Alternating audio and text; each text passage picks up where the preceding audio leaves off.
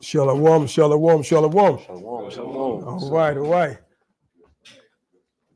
I greet everybody on the Shabbat. I greet everybody in our ancient language. I greet everybody in ancient language in the Hebrew, shalom, which means peace, and Shabbat shalom, which means peaceful Sabbath. It's always a blessing to be at the house of David and to teach this knowledge and this history. And I would say shalom to all the camps throughout New York, all the states throughout the country, in the Caribbean, brothers teaching out in the Caribbean, in Africa, teaching this word in Africa, Ghana, even in Israel, we got camps teaching there. In Europe, we got camps teaching there. So shalom to all the camps that's teaching this word and this knowledge. Okay, so today we're not going to waste time. We got a little late start, but however, we're going to begin. The title of my class is "My People Are Destroyed for Lack of Knowledge." But today's class is going to be a little different, and the only reason it's going to be different because we're going to get clarification on some words that was online. And the only reason I entertained it, and I normally don't entertain it, is because what quote unquote your secret disciples or some of your associates that you teach ask for clarification.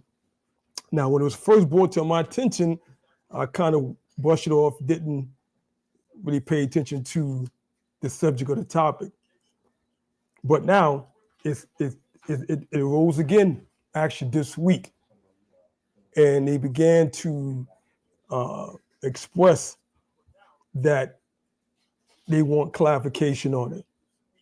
All right, but I'm going to make a statement first.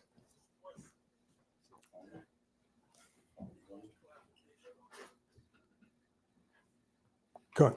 I'm going to make a statement first. Actually, it's an announcement. So it says here, this class is not about personal opinions or individual perspective. It is rooted in biblical truth. It aims to present a faith exploration of the scriptures, free from personal bias and grounded in historical and theological context. This is not a personal attack or a criticism of anyone's beliefs, but rather an effort to bring clarity and understanding to the biblical text as they were originally written and intended. By focusing on historical accuracy, scriptural integrity, this class seeks to illuminate the deeper meaning of the Bible, helping listeners gain a fuller, more accurate appreciation of its divine message and its historical relevance today. Now, as an elder in this word, I've been teaching this history, this word, this truth, and this knowledge since the early 90s. Okay, and we had thousands of men teaching this word on the streets. Okay, specifically getting at 1 West 125th Street in Harlem, New York. But then this word went to all across the world. Now, I remember in the 90s, because we were teaching the way we were teaching, like according to scripture said, in the highways and byways, it became a problem for society, or how would you say, biblical scholars, even all the way to the realm of colleges.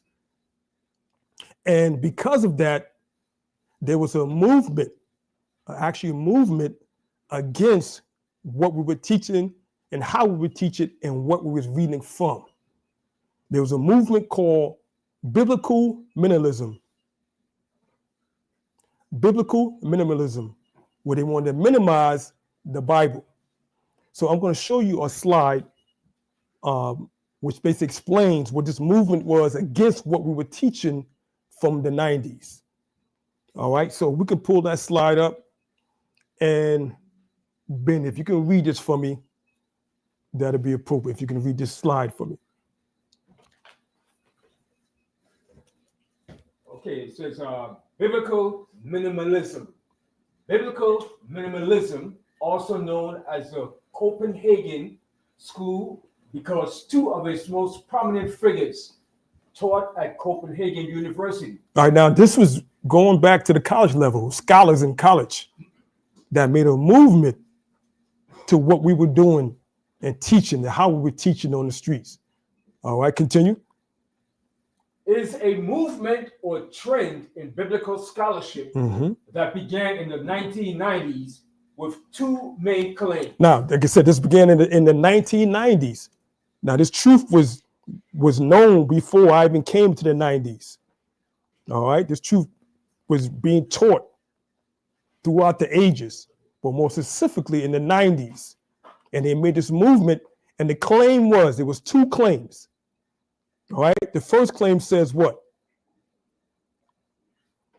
It says, one, that the Bible cannot be considered reliable evidence for what had happened in ancient Israel. So now the first claim by these scholars, biblical scholars, because how we were teaching and what we were teaching, was that we're saying we can't allow that Bible to be reliable, or what they say as a primary source. When you're a historian, it's considered a primary source. They said we can't allow the Bible to be reliable evidence to what happened in ancient Israel.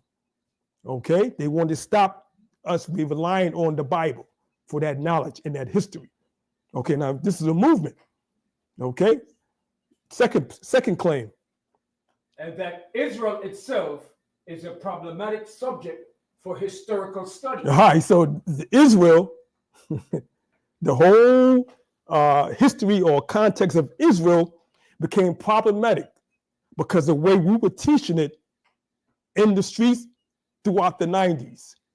Okay, became problematic for historical study because they knew, okay, this knowledge we've never heard before. Nobody ever teach this Bible historically like these individuals, these men were teaching in the 90s. All right, now I'm gonna show you another slide, which is familiar. It's a familiar slide.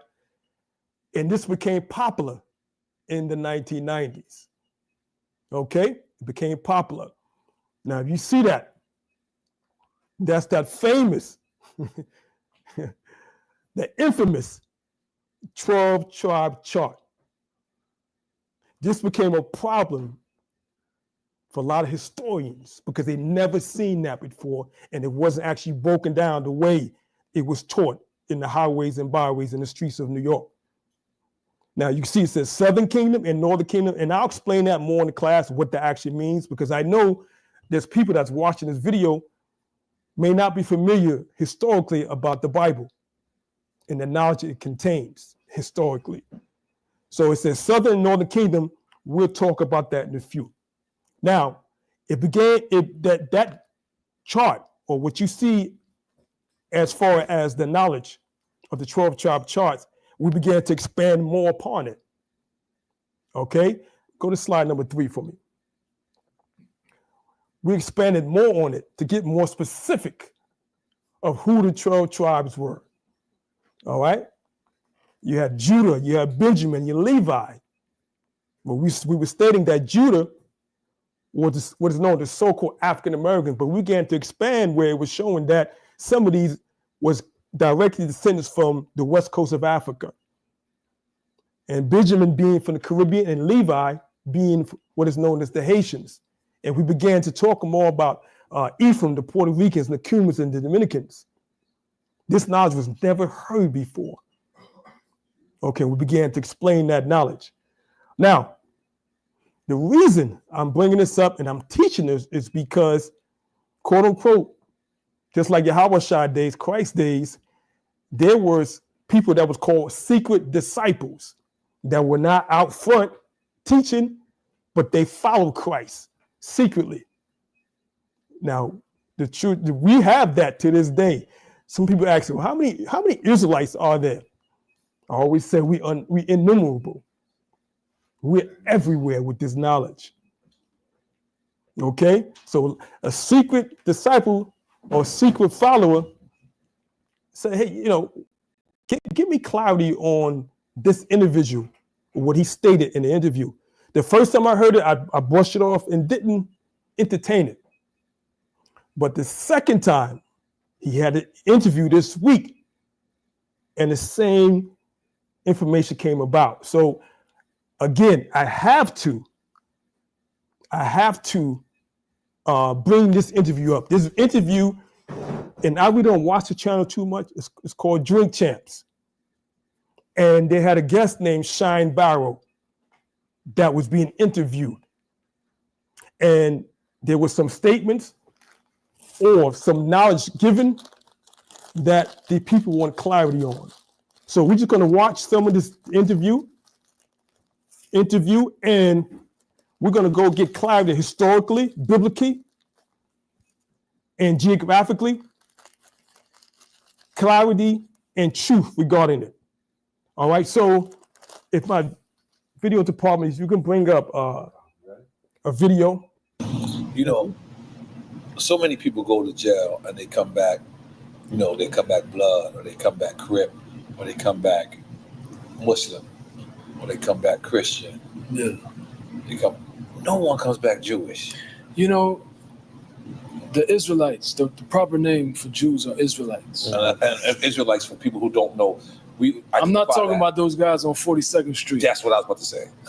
No. Listen. That's not the Israelites. Listen, Okay. if you're guys on 42nd Street with black, if you're a Christian, let's start right there. Okay. Again, I'm gonna read this statement, and this is actually from the council as well.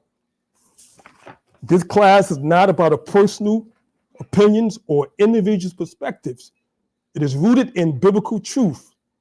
It aims to present a faithful exploration of the scriptures, free from personal bias and grounded in historical and theological context. This is not a personal attack or a criticism or anyone's beliefs, but rather an effort to bring clarity and understanding to the biblical text as they were originally written and intended, by focusing on historical accuracy and scriptural integrity. This class seeks to illuminate the deeper meaning of the Bible, helping listeners gain a fuller, more accurate appreciation of its divine message and its historical relevance today. All right, now, so the first thing I want to do, he said two things in the clip that we just saw. I just want to get more understanding and clarity, because he said the proper name for Jews or Israelites. I just want to give you, I'm going to go a little further with that actually he's saying. He said the proper name for Jews or Israelites. Now, if you go to a slide for me, slide number 4, I believe. Let's bring that up. And Ben, if you can read that slide number 4. Okay. In the Bible, Judah is the fourth-born son of the patriarch Jacob and the progenitor of the tribe of Judah. All right, so what it's saying here is talking about Judah. Judah is like the fourth son born of our patriarch Jacob. He was the fourth-born son, okay? And he is the progenitor. Progenitor means father of the tribe of Judah. You can read that in the book of Genesis in your Bible. All right, continue. Judah is one of Jacob's 12 sons and the head of one of the 12 tribes of Israel. His brothers and half-brothers descended from the other 11 tribes, aka Israelites. All right, so the point I'm getting at, he said the proper name for the Jews or Israelites, but it needs to be more clarity on that. Let's go a little further than that. All right, read descendants. Descendants. Judah's descendants ruled over ancient kingdom of Israel, and during the Roman Empire, 4 BC, gave birth to the Messiah. According to Josephus, the term Jew or Judean comes from the tribe of Judah. All right, so basically we're saying to be a Jew, it was required that you be from the tribe of Judah. Okay, or what we say in the ancient language, Yahawah. All right, Yahawah, right? So let's go to the scripture to get a little clarity. I'm going to go through a few scriptures, and I want you, those of you that got your Bibles, I want you to mark and highlight. It's important. So get your pens and your notes. Those of you at home, get your pens and your notes and write these scriptures down. But we're going to get some clarity on it. And we're going to start. Let's go to the book of Hebrews, the 7th chapter. Let's begin with that to get clarity and go a little further. Now, one thing about the Israelites, okay, specifically the ones that were teaching on the streets since the 90s or even earlier than that, we're considered what is a Messianic. In terms, we read all the books. In other words, we read the Torah, which is the first 5 books of Moses. All right. Then we read the prophets, Jeremiah, Isaiah. We read the prophets. Okay. And we read the Gospels, with quote unquote the New Testament, the letters of Paul, and the book of Revelations. Not many people can do that, understand and break it down the way we do. Many of us are actually walking Bibles because that's one of our gifts. They be saying, well, how do you able to stand up and teach and quote those scriptures off the top of your head and speak to the people on the streets? That's a gift. That's a talent that we receive from the Most High. A lot of people can't do that, but we're blessed to do that. Okay, so now, Hebrews the 7th chapter, my reader, and let's begin at the 14th verse. The book of Hebrews, chapter 7, verse 14. Mm-hmm. For it is evident that our outer one sprang out of Judah. All right, so the scripture says it is evident, meaning it's known, it's obvious. We know that our Lord, when he talk about our Lord there, that's talking about the Messiah, Christ. When he walked this earth during the time of the Roman Empire, he actually walked this earth. They said, the scripture's telling you that he actually sprang out of the tribe of Judah. Out of the tribe of Judah. He said, our Lord, that it's evident, it is known that the Messiah or Christ or the Mashiach sprang or was born out of the tribe of Judah. He was a real Jew because he came out of the tribe of Judah. Okay, continue.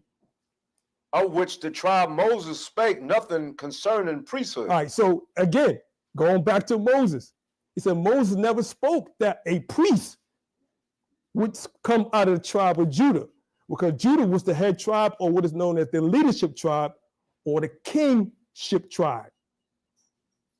But Moses never spoke of that. But it's obvious that the high priest, the Messiah Christ himself, he came from the tribe of Judah, which is a true Jew. All right, now let's go a little further. Let's go to the book of Matthew, the 1st chapter. Matthew, the 1st chapter. And we're going to read the first verse. in the book of Matthew, King James Version of the Bible, 1 verse 1. Mm-hmm. The book of the generation of Yahushua. Right now, it says the book of generation. In other words, the genealogy. All right. Now, it says, we just read in Hebrews that our Messiah, the Mashiach, came out of the tribe of Judah, was born out of the tribe of Judah. Now, in the book of Matthew, the 1st chapter, explaining his genealogy or his bloodline, or his family tree. All right, continue. The son of David, the son of Abraham. Mm-hmm. Abraham begot Isaac, and Isaac begot Jacob, and Jacob begot Judas and his brethren. All right, now, underline where it says Jacob begot Judas, because you remember, Christ said, or the Most High said, I am the God or power of Abraham, Isaac, and Jacob. That's the chosen line of people.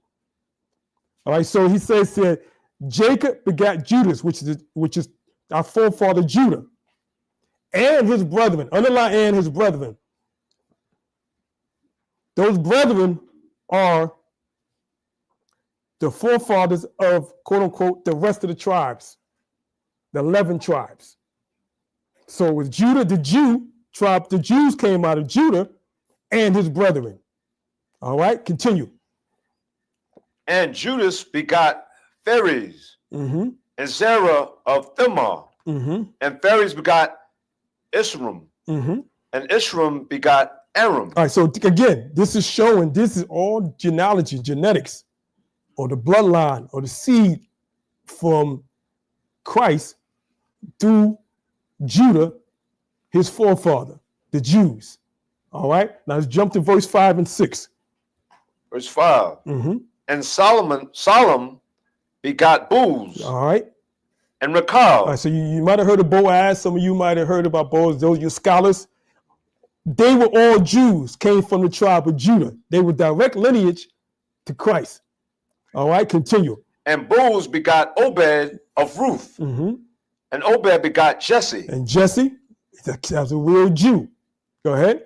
and Jesse begot David the king. King David, as we know, one of the major figures or kings in the Bible. He is also a real Judite or a real Jew. Okay, continue. And David the king begot Solomon, And as you know, King Solomon, these are all Jews, real Jews. Okay, now let's jump down to verse 11. verse 11. Mhm. And Josias begot Joconius, All right, now Josiah, those are all kings. These are all kings. Okay, now jump on down to verse 13. verse 13. And Zerubbabel begot Abiud, and Abiud begot Eliakim, and Eliakim begot Azor. See, there's Zerubbabel, these are all kings. These are all kings.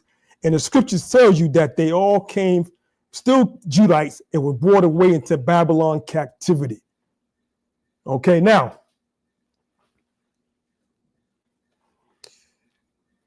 let's go to, now, what my point I'm trying to make to you is the fact that in order to be a Jew, you have to be from the tribe of Judah. Okay? That's where it comes from. You can say that they're Israelites. Yeah, you can say that. But the real Jew is from the tribe of Judah. Now, when we watch that video, obviously, they've been watchers on the streets throughout the years. Okay? Shine Barrow knows that, and Nori knows it, because he said, the Israelites, you mean? And Shine was like, no, not the brothers, or not the ones that you see on 35th Street or Times Square, because they know what we teach. They know what we teach. Now, especially Nori, because he said the ones that had, he called it a sheik, but he understands this is a Mitri. He said, so they know who we are. They know who we are, but my point is, as we look more into the video, you'll see what he's saying is not all authentic. Okay? Shine is not telling, he's not authentic. He doesn't have the knowledge. All right, let's continue with the video. Or Muslim, Yeah, the Quran, or the King James Version of the Bible. and you read the Old Testament, they both have the Old Testament, and you read, it will tell you about the Israelites. Right. And the 5 books of Moses is in both those scriptures. And in the 5 books of Moses, which is my name, You change your name to Moses. yeah, Levi. Well, my name is Moses Barrow. Right. The 5 books of Moses documents the happenings of the Israelites. It's not in the Torah, though, as well? That's the Torah. The Torah is in the Quran. It's in, okay. So that's the and first. in the Christian books. Got it. So the point I'm trying to make is nowhere in the Torah, the Quran, or the Christian books do they mention the word Jew. It's Israelite. You know, Jew is just a misnomer, just a, you know, Right. just a pseudo name, you know, just a and if you look at the journey of the Israelites, they were Africans. Egypt is in let's start. Africa. Right. Now, let's start right there. Like I said, the cloudy is that you have to be from the tribe of Judah to be a Jew. That's cloudy. He doesn't go further than that. Now, one thing he erred at, he said that the Israelites were Africans. So we gotta fact check that. We have to fact check that because the Israelites were not Africans. All right, so let's go into scriptures on that. All right, matter of fact, let's go to slide 5. I want to show you a map because you got to go to the book of Genesis. All right, to the book of beginnings. Now, if you look on this map that you see, it goes back to the table of nations in Genesis 10th chapter. For those who don't know about that, that's the Genesis 10th chapter is called the table of nations. Now, as you can see in this map, you got Ham, Shem, and Japheth. Now, we're going to get more clarity and more understanding. Let's go to Genesis 10th chapter, the first verse. And you can keep this map up, but just do The some book of reading. Genesis, chapter 10, verse 1. Now these are the generations of the sons of Noah, Shem, Ham, and Japheth. All right, so generations mean people born at that time. These are people that are born and during that time, generations at that time of the sons of Noah. So we all know about Noah. Even if you just in this class and you're not too knowledgeable, we all heard about Noah, Shem, Ham, and Japheth. Okay, read on. And unto them were sons born after the flood. All right, underline that. That's an important scripture. All right, so you got Noah had Shem, Ham, and Japheth, 3 sons that actually populated the world after the flood. All right, verse 2. The sons of Japheth, Gomer, and Magog, and Madai, and Javan, and Tubal, and Meshach, and Tyrus. All right, so all of these sons came from Japheth. So those and they all had their own land. If you look on the map, it's Japhetic or Japhet. Okay, and it's other breakdowns of that. But this map shows you that each son had his own area, own land at that time. Okay, now let's jump to verse 6. Verse 6. The sons of Ham, Cush, and Mizraim, and Phuth, and Canaan. All right, so the sons of Ham. Okay, now this is very important. You got to underline this here. Now, Ham, as you look on that map, is what you see where is, go back to the map for a second. When you see the map, right, you see Ham. The majority of that area that you see Ham, that's in Africa. He is the father of what is called the Africans. Okay? Now, when you go back and we said, read verse 6, it said the sons of Ham, Cush. Cush is, write this down, or Cush is Ethiopia. You can see it right on the map. Write this in your notes. Cush is Ethiopia. Then there's Mizraim. All right, that's Egypt. That's the first name for Egypt. All right, Mizraim, which means bondage. All right. Then it's Put, which is Libya in North Africa. Now you can see it right there on the map. And then Canaan actually is Israel, or the land of Canaan. So it's safe to say, and we all know, that Israel is a part of Africa, Northern Africa. Israel is in Africa, Northeast Africa. And the original name was called Canaan. Okay, it was called Canaan. Now, Let's jump down to the definition of Ham. Now, this definition and the source of this definition is from the Compact Bible Dictionary. You can buy this yourself. All the Israelites have this Compact Bible Dictionary. All right. And it says here, it says Ham, perhaps hot, a hum, a cum. Okay. The youngest son of Noah, born probably about 96 years before the flood, and one of the 8 persons to live through the flood. It said he became the progenitor. Progenitor means father of the dark races. And it says not the Negroes. I'm explaining why they wrote that in there. They said not the Negroes. We're going to talk about that later. But the Egyptians, so Egypt is from the descent of Ham. The Ethiopians are from the descent of Ham. The Libyans are from the descent of Ham. And of course, the Canaanites are from the descent of Ham. These are all Africans. These are all Africans. Now, Israelites are not from Africa. We're not from that land. Okay? Let's go to matter of fact, let's read chapter 10, verse 15. So I will show you what I mean. The book of Genesis, chapter 10, verse 15. Mm-hmm. And Canaan begot Sidon, his firstborn, and Heth. All right, so now this is Canaan. This is son of Ham, and this is actually the land.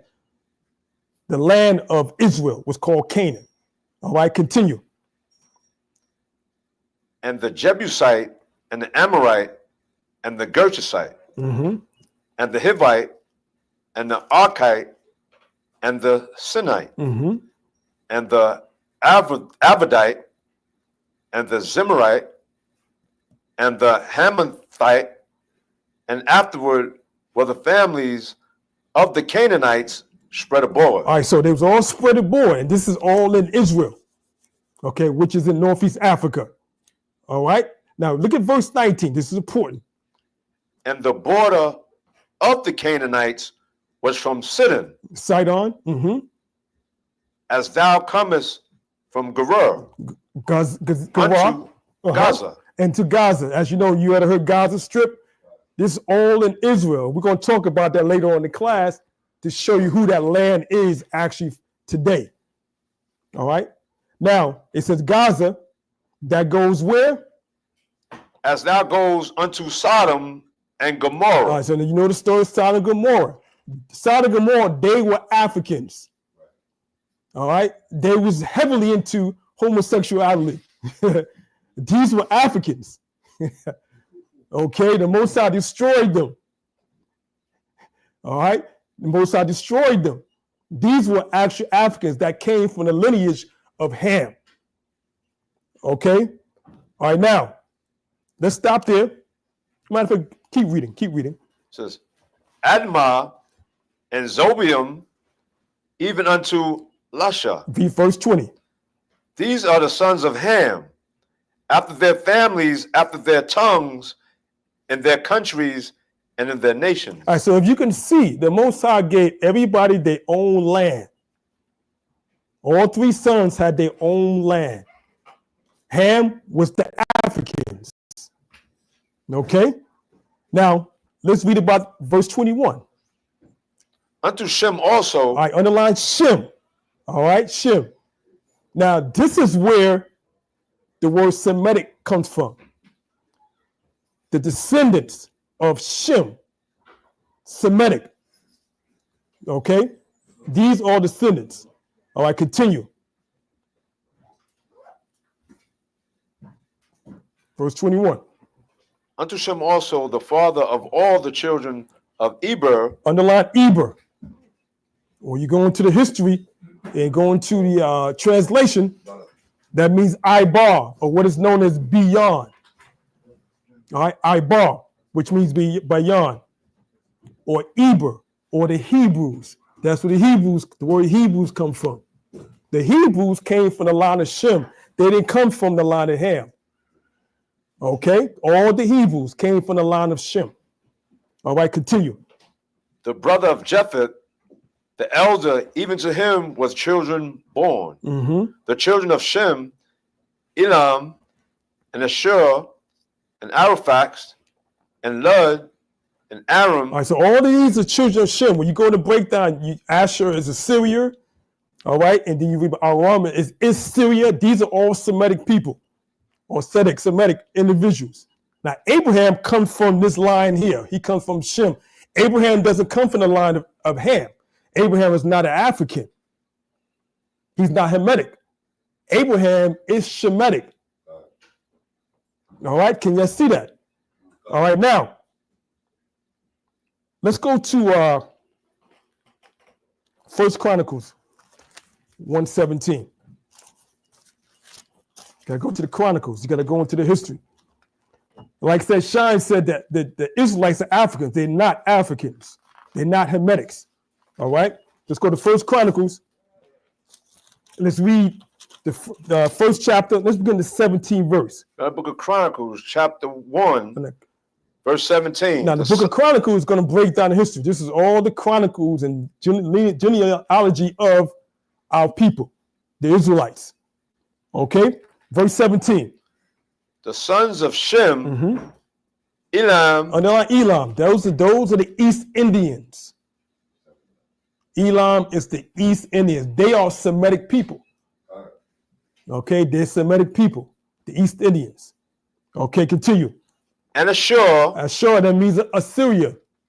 All right, those are Semitic people. They put us in captivity. They were superpower, and also they were Semitic people. All right, continue. Araphax, and Lud, and Aram. Aram is Syria. Go ahead. And Uz, and Hol, and Getha, and Meshach. All right, those are all those basically smaller peoples. All right, but they're all Semitic people. All right, verse 18. And Araphax begot Shelah, and Shelah begot Eber. Okay, remember we talk about Eber? Eber is where the word Hebrew come from. Ibar, beyond. That's where Abraham come from, Eber. All right, let's just jump down to verse 20, verse 25. Eber, 24, read 24. Shem, Araphax, Shelah, Eber, Peleg, Ru, Sharab, Nahor, Terah. Abram, the same is Abraham. Abram, the same as Abraham. He comes from the line of Shem. They're just showing a clarification. This is genealogy that the book of Chronicles is given. All right, verse 28. The sons of Abraham, Isaac, and Ishmael. All right, so Abraham had two sons, Isaac and Ishmael. Now, Isaac, as you know, we mentioned that in Matthew 1:1, where Christ comes from what? Isaac. All right, Isaac. Can y'all see that? All right, now, like he said that Shines says that the Israelites are Africans. That's totally false, incorrect, incorrect. All right, so we just had to fact check that. And like you said, the people was asking where to get this information from. It's not biblical. It's not historical. All right, it's not biblical. It's not historical. It's not geographical. Again, the Israelites are not Africans. Okay, now, let's move right along. Let's go to the book of Psalms and show you some more. Book of Psalms 105.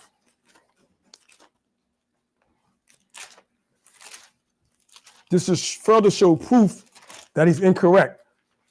They're not, Israelites are not Africans. Book of Psalms, 105th chapter. Let's start at verse 6. That book of Psalms, chapter 105, verse 6. O ye seed of Abraham, his servant. Underline seed. That's very, very important. So a prophet desired through the Spirit of the Most High, he put this word accurately. Seed. Notice that, seed. Because you have to be a seed, or what is known as a descendancy of a seed of a male. A male has the seed. So all the forefathers, the seed from Abraham, his servant. All right. So all the Abraham's descendants. All right. Go ahead, continue. Ye children of Jacob, his chosen. And underline that. Underline it. You gotta that's very important. Out of all Abraham's children, because remember, he was the father of Ishmael as well. We just read that. The Arabs. Arabs are Semitic people. They came from the line of Shem. But he said that Jacob, his lineage are the chosen people, the 12 tribes. Underline that. All right. He says, ye children of Jacob, meaning the 12 tribes, are his chosen on the earth. Okay. They're Semitic people. They're not Africans. They're not Hamitic. All right. Now, let's move along. Same chapter. Let's read verse 23. The book of Psalms 105, verse 23. Israel also came into Egypt. You see that? Because they're not from Egypt. They're not Africans. So you said Israel, they came into Egypt. All right? They came into Egypt. Go ahead. And Jacob sojourned in the land of Ham. You see that? So Jacob is the 12 tribes. And it says sojourn. Sojourn is mean a temporary stay. They're just passing through, whether they're in bondage or not. They just was a temporary stay. When you sojourn, you temporary stay. And it says in the land of Ham. They're not Africans. Those are not Africans. All right, continue. And he increased his people greatly. And now you read the history while we was in bondage in Egypt under Pharaoh, because we was of another nation, we were Semitic. The Most High said he increased us, which he always does. Even in this bondage here, he increases us. Okay, continue. And made them stronger than their enemies. See, we were stronger than the Africans. We were stronger than the Egyptians as a people. All right, and just like today, we're the strongest people on earth. All right, that's natural. All right, continue. He turned their heart to hate his people, to deal subtly with his servants. So now, the Most High called his servants, but the Egyptians hated us. The Africans hated us in bondage. They hated us. Pharaoh's family hated us, especially when Moses came back. And you read the true story about Moses. Moses, again, didn't grow up as an Israelite. He grew up in Pharaoh's house. But he knew that he wasn't an African. And when he saw his people being punished or beaten by the Egyptians, the scripture says he slew and killed an Egyptian for his people. Moses did that. He killed the African because he knew that was wrong what they were doing to his people. And then after he came and he fled, all right, he fled for 40 years and came back and told Pharaoh, let my people go. Because he knew he wasn't Egyptian and he wasn't no African and that wasn't his homeland. All right, continue on. Verse 24, no, 5. No, pardon me, verse 26. He sent Moses, his servant, and Aaron, whom he had chosen. All right, so Aaron, who he had chosen, Moses and Aaron, as you know, they're brothers. They're from the tribe of Levi. They're not Jews because they're from the tribe of Levi. All right, continue. They showed his signs among them and wonders in the land of Ham. Right, he wrote it again. Underline that. Wonders. The Most High did all his wonders in the land of Ham, which are the Africans. Again, the Israelites are not Africans. Okay? Not Africans. All right. Verse 28. He sent darkness and made it dark, and they rebelled not against his word. Okay, let's start right there. Now, let's go to now. Like I said, that video we saw on Drink Champs, that was some time ago. But there was another video last week. And honestly, this would caught my attention that I had to address some of the information that he's providing about Israelites or what is a Jew in his statements in the video. Now, at the video top, you can bring this next video up for me. You asked me about Judaism. You know, I didn't convert. Like I told you, Barrows, Baruch, those are Jews in Barbados. It's a bloodline thing. Yeah, and you know, my heritage comes from Portugal as well. You know, the Lindos, so a big Jewish family from Portugal that migrated to Jamaica. But you know, Judaic belief is that it's a faith. You know, like you can be Arabic and you can be Christian. It doesn't mean that you're Muslim. I know Christian Arabs. So you know, Jews aren't a race, because you know, like I have many Jewish friends. So we were having dinner last night. I was having dinner with a Lebanese Jew, with an Iranian Jew, and with a Jew that's from Poland. So those are all different races. So being Jewish is not a race; it's a belief.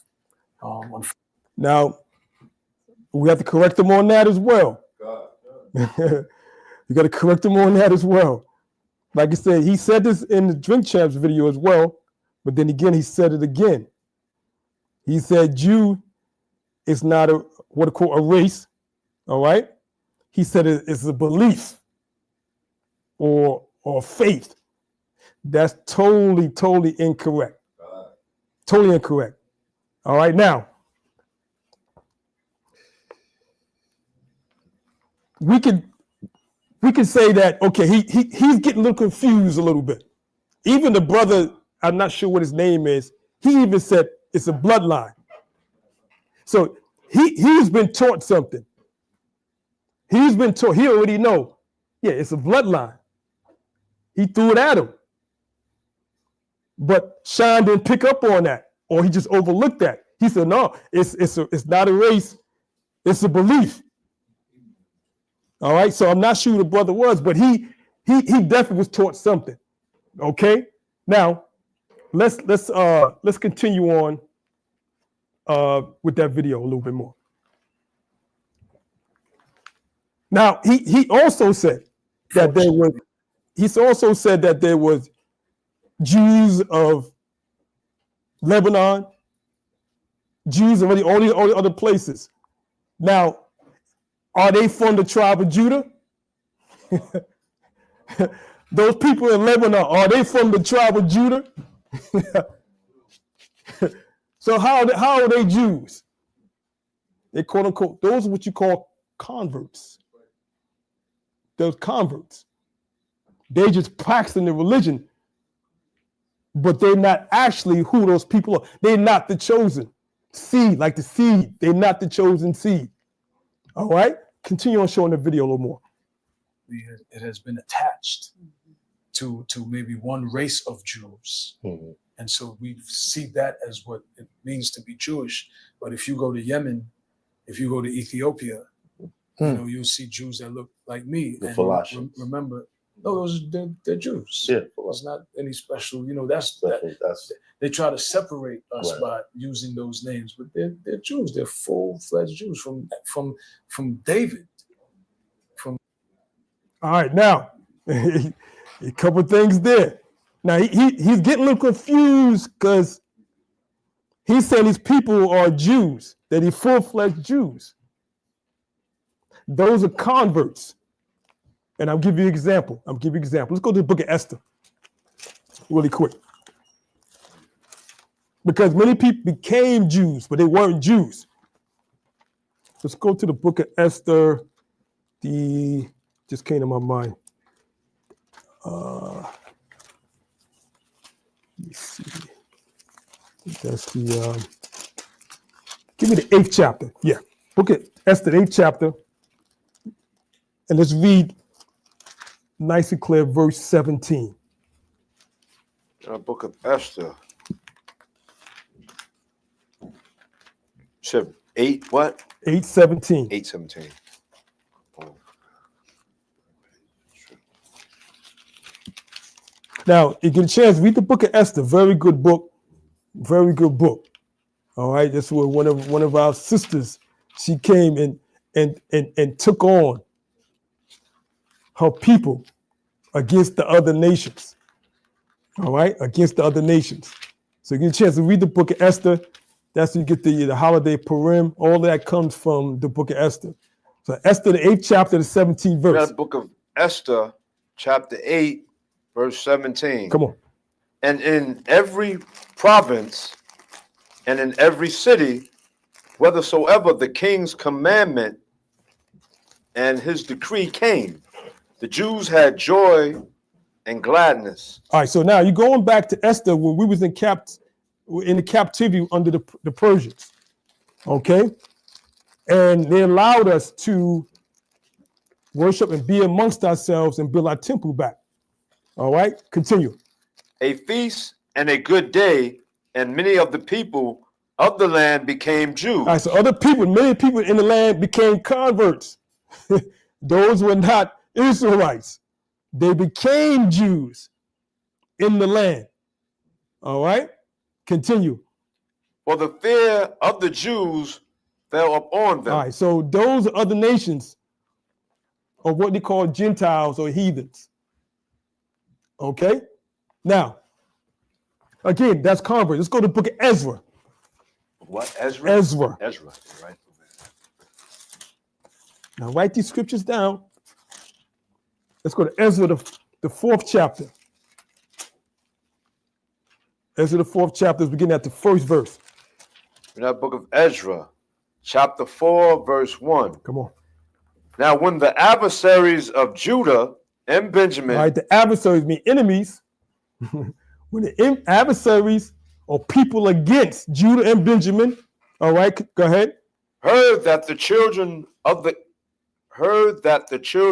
the captivity built the temple unto the Lord Yahweh, Most High Power of Israel. Right, so in other words, the children of captivity was the children of Israel, the Hebrews.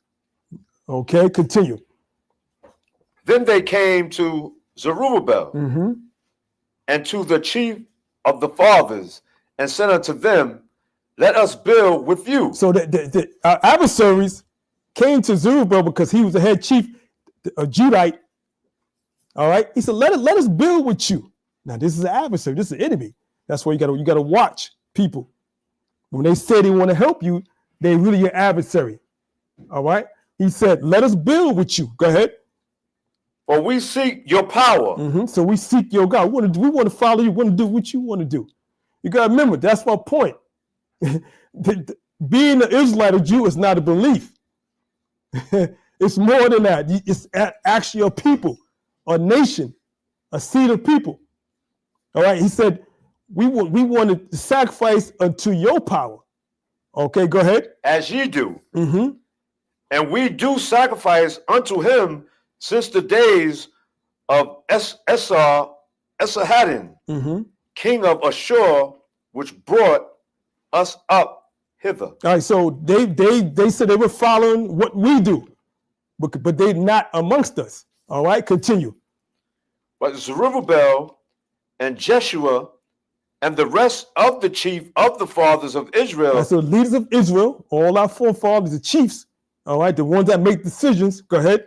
Said unto them, ye have nothing to do with us to build an house unto our power. Underline that. It says, you have nothing to do with us because they're not of the children of Israel. So it is, quote unquote, a race or a people. He said, you have nothing to do with us. We don't care whether you've been trying to follow before. You can't build with us because you have nothing to do with us. Mm-hmm. You see, it said that they've been following our God since they were brought up there, but we still said. Exactly. The adversary said, we've been following you. Before we was brought up, we've been following the Jews or your way of living, monotheism. All right. But then we said, now you still can't build with us because you're not of us. Go ahead, Labwan. Yeah, we don't want your hands on nothing we building. We don't want no hands, your hands. I don't care what you've been praying. We don't care. You're not amongst us. All right. So it's not a belief. They believe, right? Yeah, they believe. But it's more than that. All right. Continue. But we ourselves together will build unto the Lord Yahweh, Most High Power of Israel, as King Cyrus, the king of Persia, had commanded us. Go ahead. Verse 4. Then the people of the land weakened the hands of the people of Judah and troubled them in building. All right, now you see what now they believe and follow our ways of life, right? These converts. But when we said no, we don't, you had nothing to do with us. We the people, we the ones supposed to build. Nobody's gonna touch one brick. We're gonna build this temple. And what the scriptures say, that they people of the land, not just them, the other ones, they said they weakened the hands. In other words, they did all types of things covertly to keep them from building that temple. The enemies. All right. So again, Israelites or being a Jew is not a faith. All right, it's not a faith. All right, these are what is called converts. Another thing, it's all based on genealogy. Okay, let's go to the Book of Chronicles. I got to go to these scriptures because the scripture is the base and understanding of all this knowledge. First Chronicles, the 9th chapter.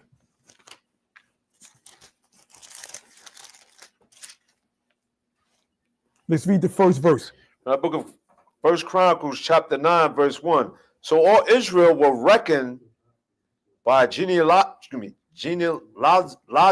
All right, underline that. Underline that first precept. It said, so all Israel were reckoned. In other words, numbered and what are known as put into play in terms of who they were in the records by what? Their genealogy. Again, being a Jew is not of faith. You have to believe of that genealogy or that bloodline of people. All right, continue.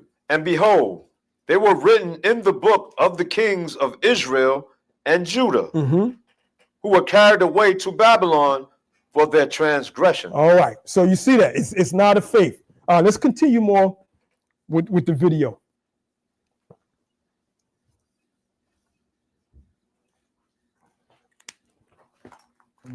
They have the Solomonic. They had the Ark in Ethiopia, and remember that the 10 lost tribes as well, which is a fact. This is not that Times Square Israelite. You know, it's just a fact. Let's start right there. He said there's the Ark in Ethiopia. See, now he's a little confused now because one thing he's saying is a faith. Then he said, okay, these people in Ethiopia have the Ark, which is biblically false, historically false. There's no Ark. Our Ark is not in Ethiopia. All right, so we gotta fact check that. All right, let's go to the book of, we gotta go to Maccabees for this. Let's go to the book of 2nd Maccabees. The book of 2nd Maccabees. The Ark is not in Ethiopia. They don't have the Ark there. Plus, they don't have the Ark there. Let's go to the book of 2nd Maccabees. And it's I don't mean to laugh, but it's literally our people destroyed for the lack of knowledge. All right? We rejected the Most High's understanding. All right, so let's find out what an Ark is. Let's go to the book of second Maccabees. Let's go to the second chapter. And let's begin at the 5th verse. We're in that book of 2nd Maccabees and Apocrypha, chapter 2, verse 2. No, chapter 2, verse 5. Oh, pardon. Chapter 2, verse 5. And when Jeremy came thither, he found an hollow cave. Jeremy, that's talking about the prophet Jeremiah. It's the book of that's Jeremiah in the Bible. All right, continue. Wherein he laid the tabernacle and the ark. And what? And the ark. So Jeremiah at the time has the ark and the tabernacle. All right, he said he found a hollow cave. All right, continue. And the altar of incense, and so stop the door. All right, so basically he found a cave. He put the ark in there, the incense. All right, all of this was put in a cave, and he said he stopped the door. He covered the door. All right, continue. And some of those that followed him came to mark the way. All right, so it was some people that followed him, and they tried to mark where they were going. So it was like Jeremiah had a secluded place, and he found a cave, but they tried to follow and mark how to get there again because valuables in there. All right, continue.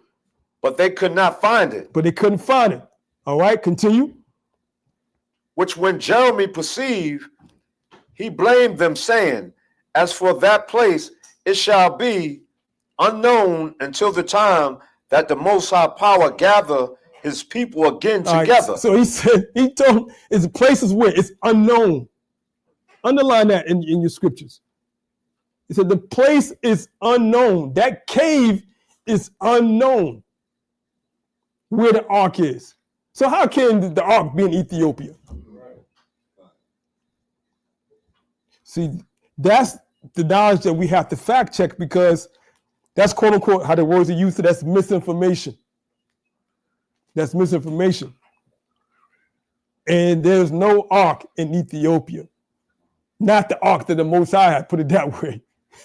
Because we just read that Jeremiah put it in the cave and it's unknown. And it's not going to be revealed until the Most High does what? Read that last precept. We're not going to see that ark again until what? To when?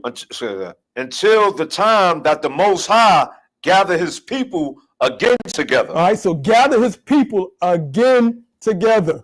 Now notice that his people, the people is not of faith. Those are true descendants of the nation of Israel. He's going to gather them again, and then he's going to bring the ark back. All right, so I'm not sure where he got that from.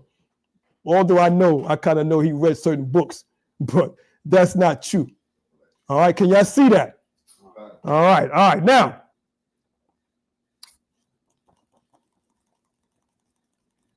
Okay, continue on, I believe. Continue on. And receive them unto mercy. The video.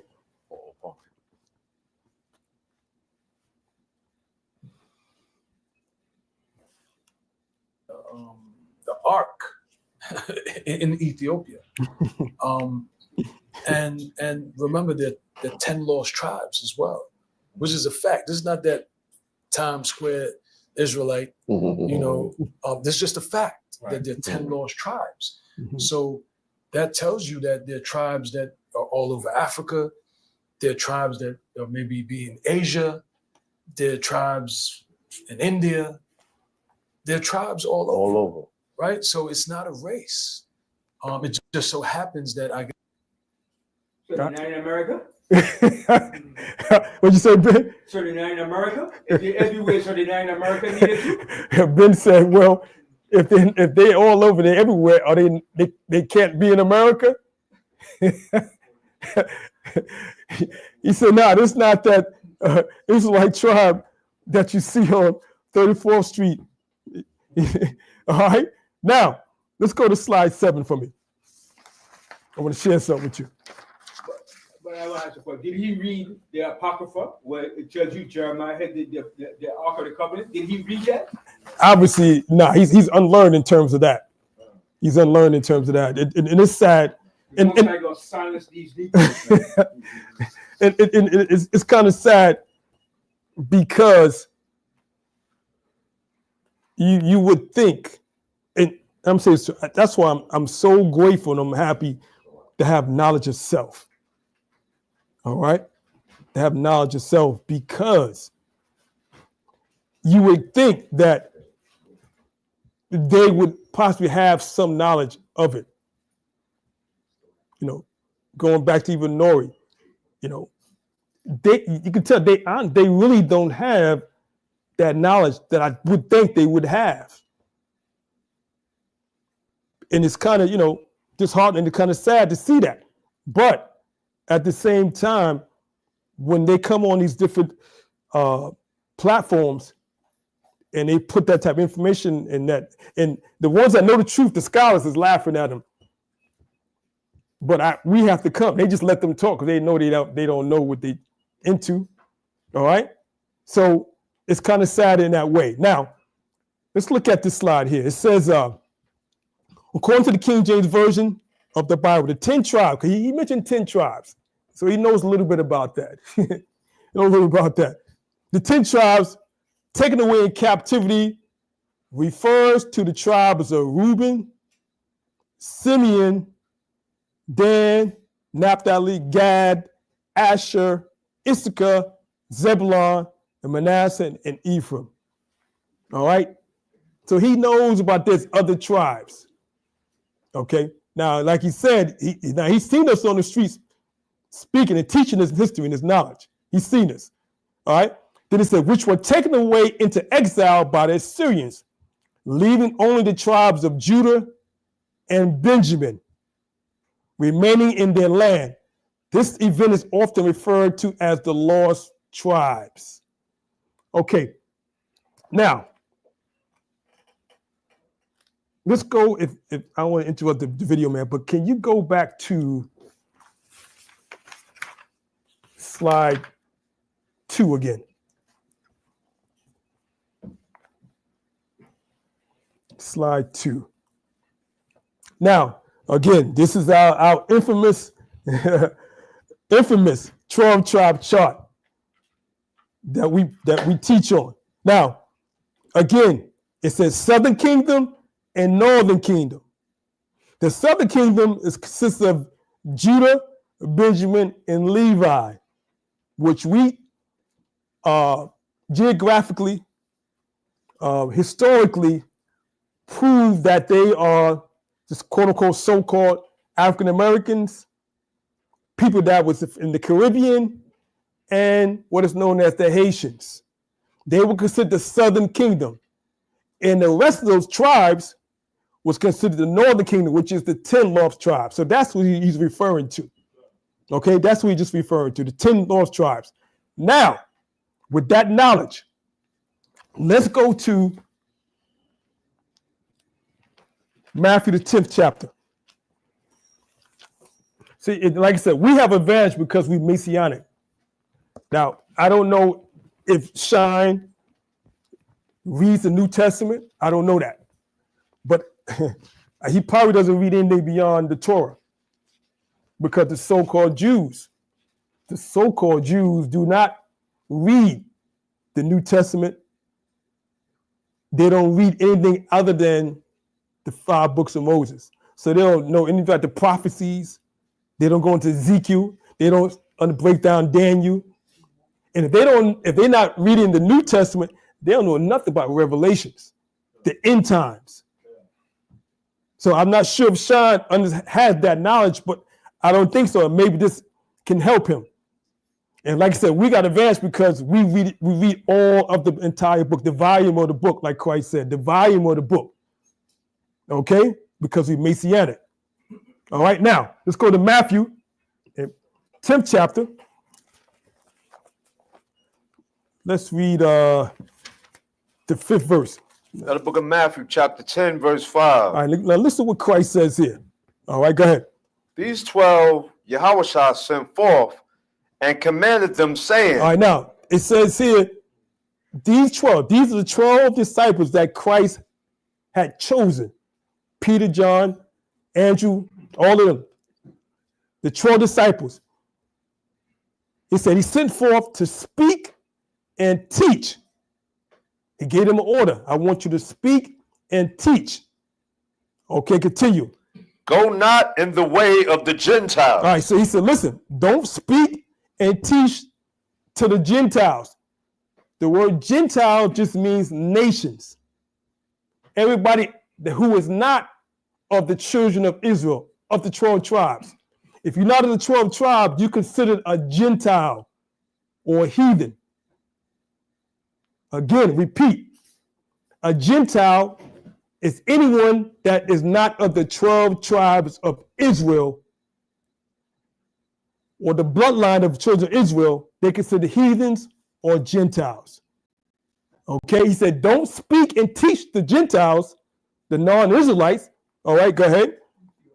And into any city of the Samaritans enter ye not. Now, this is Christ speaking. Like they said, Christ loves everybody, right? Now, if he loves everybody, why would he tell disciples, listen, don't teach and speak to the Gentiles or the nations? All right? Matter of fact, don't even go to Samaria because our people are not in Samaria. Not all of them are not in Samaria. All right, continue, verse 6. But go rather to the lost sheep of the house of Israel. You see that? Underline that. Underline that in your Bible. Those you have home, underline that in your Bible. He says, but go, I want you to go ultimately and rather to the lost sheep. The lost sheep, that's what is known as the tribe of Judah at that time. Judah, Benjamin, and Levi, the so-called Negroes, so-called West Indians, Islands of the West Indies, and the Haitians. They were in the presence at that time. That was considered the Southern Kingdom. All right? During that time. So again, the only people that was in Christ's presence during the time of the Romans, when he taught, that was right in front of him, was the Southern Kingdom, Judah, Benjamin, and Levi. All right? Now, let's continue on, get more clarity. And as ye Hold go, on. No. Go ahead. And as you go, what? preach saying the kingdom of heaven is at hand. All right, and I'm gonna teach about the kingdom. That's another thing. That's a whole different story. Sean is not on that level about the kingdom. He's not on that level. So it may not be important to even go into that, what that actually means. All right. He said, preach to them the kingdom of heaven. All right. So again, being a Jew is not of faith. All right. Christ said, don't go to the Gentiles. All right. Don't go to them at all. Don't even speak to them. All right. Now, let's go to John, the 10th chapter. Book of John, the 10th chapter. And again, there were only Judah, Benjamin, and Levi that was in the presence during the Roman time, during Christ. Ultimately, the people that came on the slave ships on the west coast of Africa, those are the same people that was in during the time of Christ that he taught. All right? Now, let's go to John, the 10th chapter. And let me get that. Let's go to verse 16. In the book of John, chapter 10, verse 16. Mm-hmm. And other sheep I, Yahushua, have, which are not of this fold. Them also I must bring. All right. So he said, you see that? This is Christ speaking. He says, other sheep that I have, meaning he's talking about the northern kingdom, the 12 tribes, the 10 tribes. His other sheep that I have that are not of this fold or not in front of me. He said, them I must bring. He talked about the rest of the tribes. All right, continue. And they shall hear my voice, and there shall be one fold and one shepherd. All right, so there's be one nation and one king. Okay, now let's go to the prophecy of Ezekiel. Give you more understanding. Prophecy of Ezekiel. Ezekiel 37.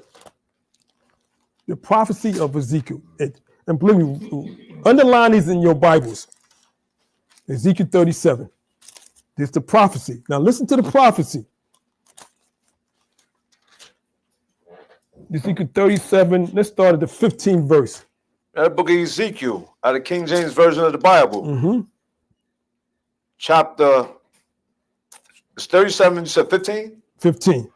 Verse 15. The word of the Lord Yahweh came again unto me, saying, moreover, thou son of man, take thee one stick and write upon it for Judah and for the children of Israel, his companions. All right, so underline says for Judah. One stick for Judah, okay, which is the southern kingdom, because the kingdom was divided. To get the understanding, the kingdom was divided. All right, continue. Then take another stick and take another stick and write upon it. For Joseph, the stick of Ephraim. The stick of Ephraim, that's when we start going into the Puerto Ricans. All right? All right, we go into that. All right, continue. And for all the house of Israel, his companions. All right, so the stick for Judah and the stick for Ephraim, Joseph, which is Israel, that's for all the kingdom, the whole nation. 2 sticks. All right, continue. And join them one to another into one stick. And he says, and join those 2 sticks, the southern and northern kingdom, to one stick, one nation. All right, continue. And they shall become one in thine hand. And it should be one, become one in thy hand. All right, continue. And when the children of thy people shall speak unto thee, saying, wilt thou not show us what thou meanest by these? All right, so this is like it's a parable, but this is a prophecy of Ezekiel. All right, continue. Say unto them, thus said the outer one, most high power, behold, I will take the stick of Joseph, which is in the hand of Ephraim. Because Ephraim, the tribe of Ephraim, was the head of the 10 tribes. He said, I'm going to take them, the 10 tribes, go ahead. And the tribes of Israel, his fellows. Which that was called the tribes of Israel. The 10 tribes were called Israel. All right, continue. And will put them with him, even the stick of Judah. So they're going to put them even with the stick of Judah, which the southern kingdom, all right, Judah, Benjamin, Levi, they were considered Judah. So it says Israel and Judah, go ahead. And make them one stick. And make them one stick of one nation. That's the prophecy. Okay, continue. And they shall be one in mine hand. And should be one in my hand. So eventually, the 10 lost tribes is going to be united with what is called the so-called Negroes, right? West Indians and Haitians.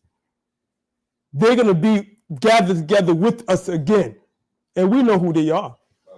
Okay, that's another class. All right, continue on. And the sticks whereon thou writest shall be in thy hand before thy eyes. Mm-hmm. And say unto them, thus said the Lord Yahweh, most high power, when I will take the children of Israel from among the heathen. Underline that. This further prove that being a children of Israel, or Jew or Israelite is not of faith. He said here, I will take the children of Israel from among the what? Heathen. The heathen. All right, the Gentiles. Everybody that's not of the children of Israel. He's not going to take them from among the heathen. This is in the prophecy. Okay, this is Ezekiel in the prophecy. This is going to happen. All right, continue. Whether they be gone, and will gather them on every side. All right, so wherever they are, wherever they scattered, wherever they lost at, he's going to gather them. All right, continue. And bring them into their own land. And to bring them into their own land. All right, continue. And I, the Most High, will make them one nation in the land upon the mountains of Israel. See, go ahead. And one king shall be king to them all. All right, so he's going to bring all the 12 tribes back into where? The land of Israel. All right, because remember, if you're so-called African American, if you're so-called in the Caribbean, don't matter if you're from Barbados, don't matter if you're from Cuba, don't matter if you're in the Dominican Republic, don't matter if you're in Jamaica, it matter if you're in Haiti, doesn't matter. St. Lucia, it doesn't matter. That's not your homeland. You were brought there. All right, so you're not in your homeland. You got to go back to your homeland. And that's one of the things they don't want you to know. That you are from the nation of Israel. That's your homeland. That's right. That's your homeland. People, I'm from Jamaica. All right, yeah, you're from Jamaica, but where were you before that? Who were you before that? And believe me, the world, you can say, a black man can say, I'm a Muslim, and nobody say nothing. Nobody won't say nothing. You can say a Muslim all day. Hey, I'm from the Nation of Islam. Nobody say anything. A black man can say, I'm an Egyptian. Nobody say one word. But if you say you're a Jew or Israelite, boy, all hell breaks loose. Now, why is that? Why is that? Soon Kyrie said, man, Kyrie didn't even do anything. He didn't even say anything. he just said read what was from Hebrews to Hebrews and Negroes. He read a book and he was speaking Yeah, about it. he read a book and just spoke about it. All hell broke loose. Go He ahead. didn't even say nothing. He just posted the link on his Yeah, thing. he didn't even say nothing. He just posted a link. So what does that tell you? That Kanye West says, yeah, we the children of Israel. They lost their minds. So why is that? Go ahead. The whole world are enemies to the Jew. Again, say that again. The whole world are enemies to the Jew. The whole world are enemies and adversaries to the real Jews. That's right.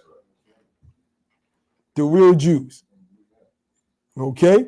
But like he said, I know a Lebanese Jew, a Jew from Armenia. I sat down with a Jew from Iran. Only Ain't nobody say nothing. But he said, no, not that 12 tribe, not those, not the Israelites. Those not the Jews. Go ahead, real quick. Yeah, and also on top of that, along with Kyrie saying that, he was trying to go after Amazon too. But at the same time, Amazon also sells Hitler books. They said nothing. All right, so again, brother Captain Iwan said that when Kyrie, when the book that Kyrie mentioned was on Amazon, they tried to go at Amazon, but they couldn't do that because Amazon sells Hitler's books. So it's just like a contradiction or conflict of interest. You leave Hitler books there, but you want to take down this book from Hebrews to Negroes. All right? So think about it. Think about it. What that rapper said, think about it. What's his name? Now, like I said, I've been around long enough when rap first started. All right? I know when it first started to where it is now. And that's a whole different story, man. The way rap is now is not where it was when it started. All right. In the beginning, rap was considered a movement for change. All right. It had a positive agenda in the beginning. Now it's negative. All right. But that's another class. All right. And I've been around long enough. So think about it. All right. What was the rapper name? I forgot his name. See, I tell him my age now. Y'all don't know. Think about it. Think about it. Remember that rapper? you better think. Huh? You better think. I'll think of a few minutes. Bob Bates. KRS? No, not KRS.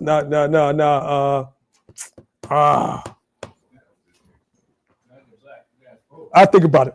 Okay. And if you know it in the chat, please put it in the chat. All right, so think about it. A black man can say he's a Muslim. He can say he's a Buddhist. He can say he's an Egyptian.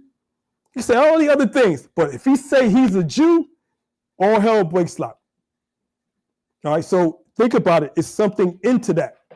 All right, now let's continue on with the prophecy of Ezekiel.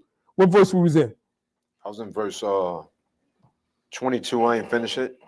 I'm gonna start again from 22. That's all right. Yes, speed up. Mhm. That book of Ezekiel, chapter 37, verse 22. And I, the Most High, will make them one nation in the land upon the mountains of Israel, and one shall be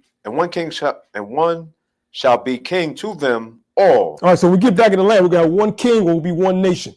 All right, the children of Israel are not we're not in our land. We're still in what is exile. Okay, continue. And they shall be no more two nations. No more two nations. Neither shall there be divided into two kingdoms anymore And at all. That's the prophet Ezekiel. It ain't gonna be two kingdoms no more. It's gonna be all one kingdom. We're all gonna be together. So the lost tribe that he's talking about going to be back together. All right, and it ain't gonna be by no faith, and we're gonna see that too. All right, continue. Neither shall they defile themselves anymore with their idols. All right, let's just keep going. Just jump to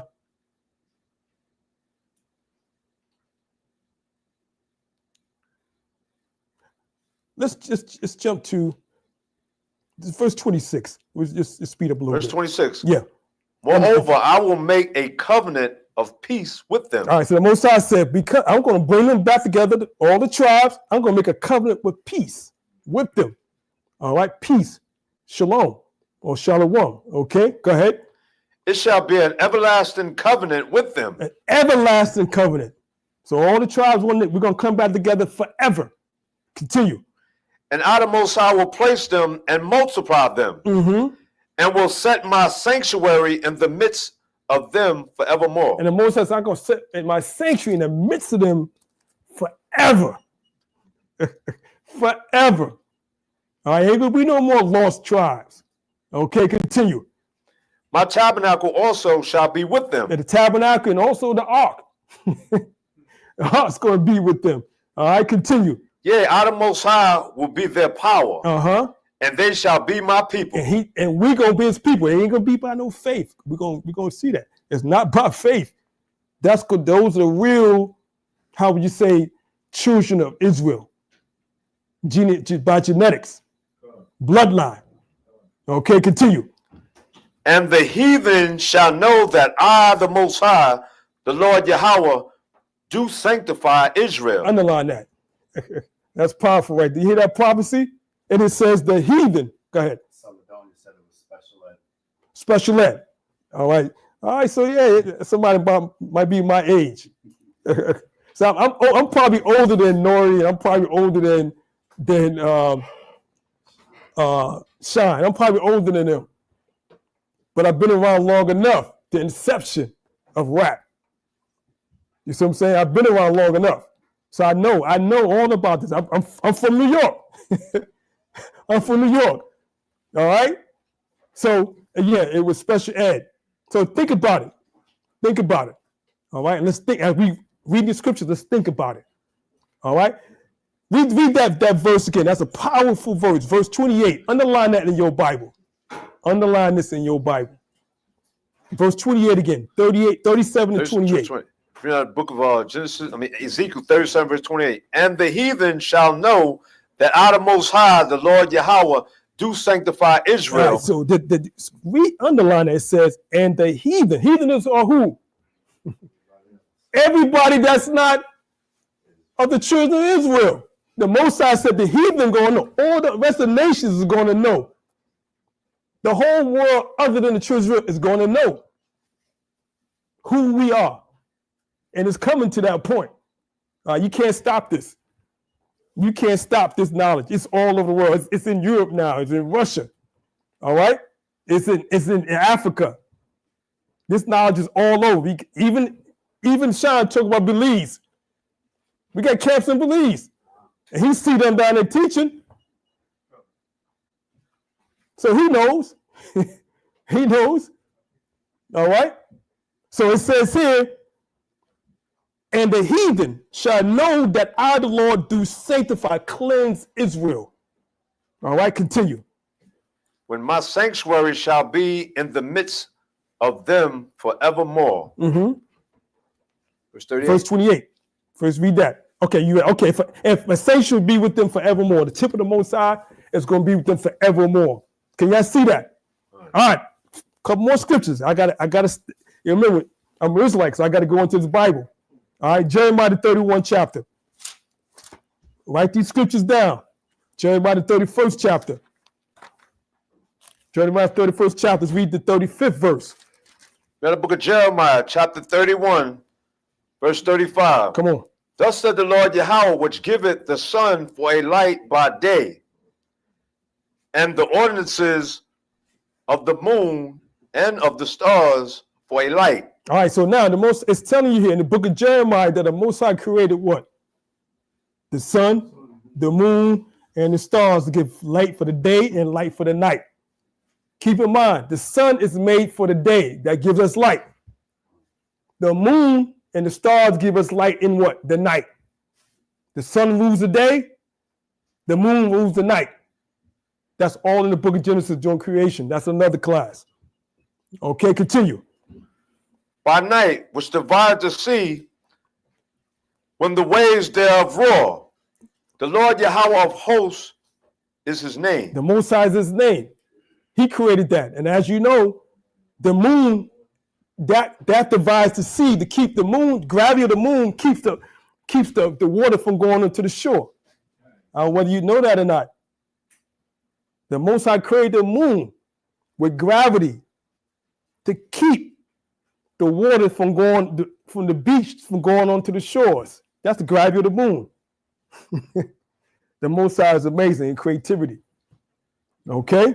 The gravity of the moon holds, if the moon wasn't there, it'd be water everywhere. Okay? All right, continue. If those ordinances depart from before me. All right, so he said, the sun departs from me. If the stars depart from me, if the moon depart from me, and if the water goes over the beach onto the shore, if this happens, go ahead. Saith the Lord Yahweh, then the seed of Israel also shall cease from being a nation before me forever. Underline that. That's heavy. That's heavy. And notice again, they use the word seed. The word seed is there, meaning genetically, bloodline, patriarch, because you trace your ancestry through your father. Patriarch, your forefathers. There's no such thing called foremothers. We don't have foremothers. We have forefathers. And the so-called Jews, and we call them so-called because they're not the Jews. Even Candace Owens knows this. All right? And actually, she quoted one of our scriptures that she probably heard us on the street. She had an interview, I think, with a rabbi. All right? And I don't know if our video man can find that interview, but it's an interview she had, and she told him that they are from the synagogue of Satan. They say they're Jews and are not. She quoted that in this interview to a so-called Jew. Now, where did she get that knowledge from? She had to hear us teaching that, whether it's on street or whether it's on YouTube. All right, all the different camps and schools, she heard that from somewhere. Where she get that from? Because she knows. Okay, all right, continue on. Now it says the seed of Israel. It says if those ordinances, the moon, the stars, the water go over the beach. If this happens, then the seed of Israel, the genes or the lineage of Israel, shall cease from being a nation before him. So that means before me forever. That means, that tells you right there that the children of Israel are still on this earth. Right. They're still on this earth. The seed of the children of Israel is still here because we still see the moon, right? See the full moon, right? Then you see the first phase of the moon, quarter moon. You see all of that. And you see the sun every morning. All right? That means the children of Israel are still here. All right? You got to understand these scriptures. All right, continue. Thus said the Lord Yahweh, if heaven above can be measured. Now check this out. Listen what he's saying. The Most High saying, if you can measure the heavens, this gets deep here.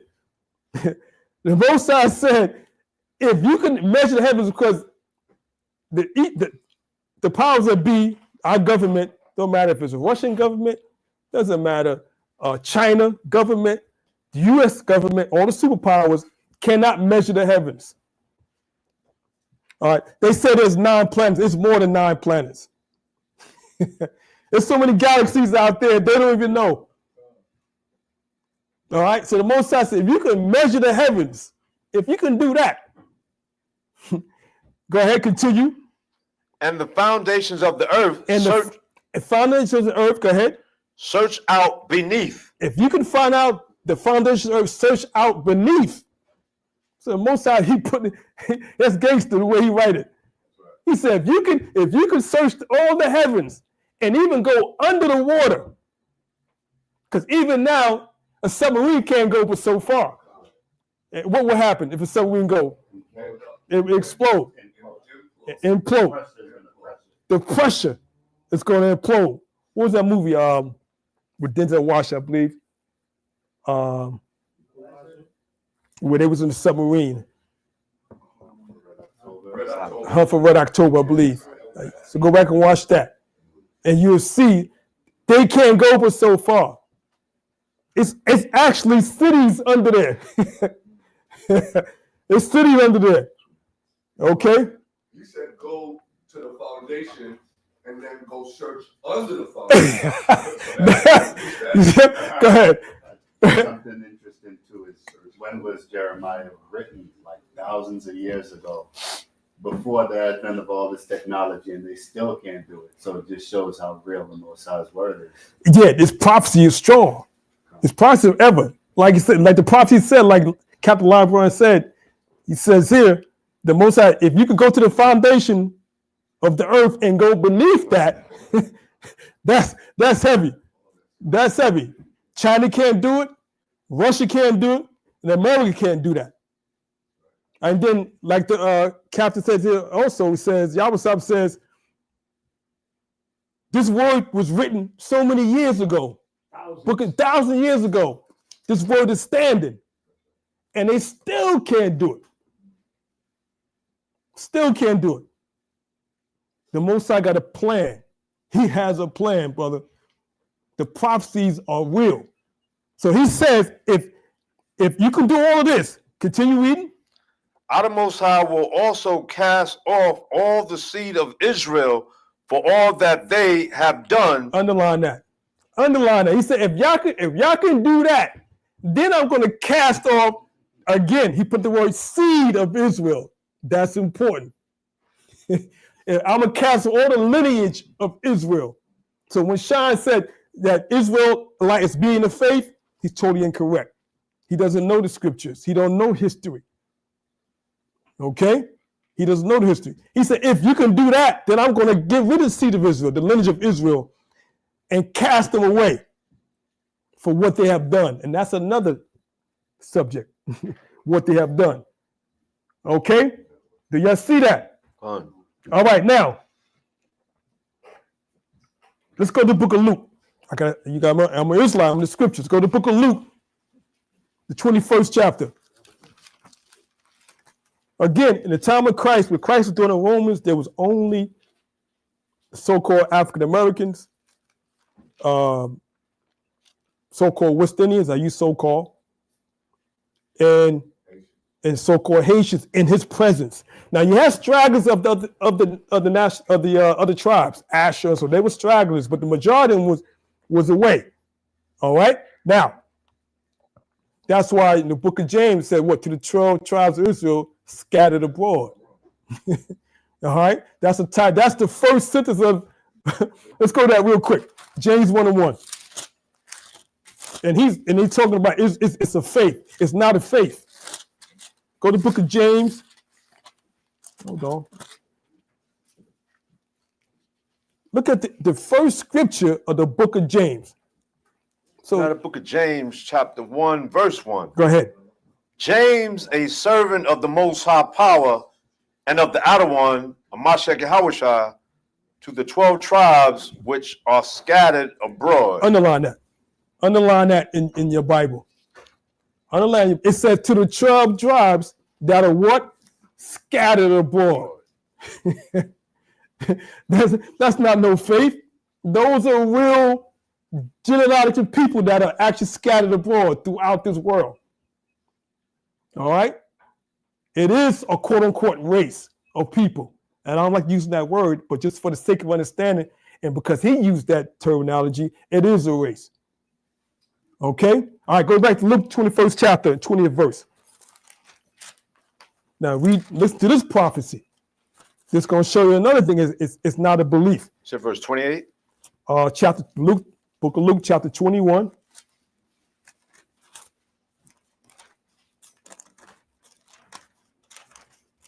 All right, Book of Luke, 21st chapter. Let's start at the 20th verse. We're in the book of Luke, chapter 21, verse 20. Go ahead. And when ye shall see Jerusalem compassed with armies. All right, now this is Christ speaking. Those who got red letter Bibles, you can see it. It's all written in red. This is Christ speaking. He told the southern kingdom, Judah, Benjamin, Levi, when you see the Roman armies, or you see Jerusalem compassed with armies, those are Romans. All right, continue. Then know that the desolation thereof is nigh. All right, so then know that the destruction is near, because the armies are considered the Romans. All right, they're going to come past, and this is part of the Roman Catholic Church too. All right, and that's another class. It gets a little deeper. That's the Roman Catholic Church as well, the Romans. Now the Romans, I'm gonna tell you something. This is slap in the face. The Romans killed all disciples. Caesar, they killed all the disciples, right? But then the Roman Catholic Church turned around and called them saints. You go, now you kill them, and now you call them a Saint Matthew, Saint Paul. Now you make them a saint in the Roman Catholic Church after you killed them. That's a slap in the face. All right? Because the Roman Catholic Church, that goes back to the Romans, the Italians. Okay? Continue on.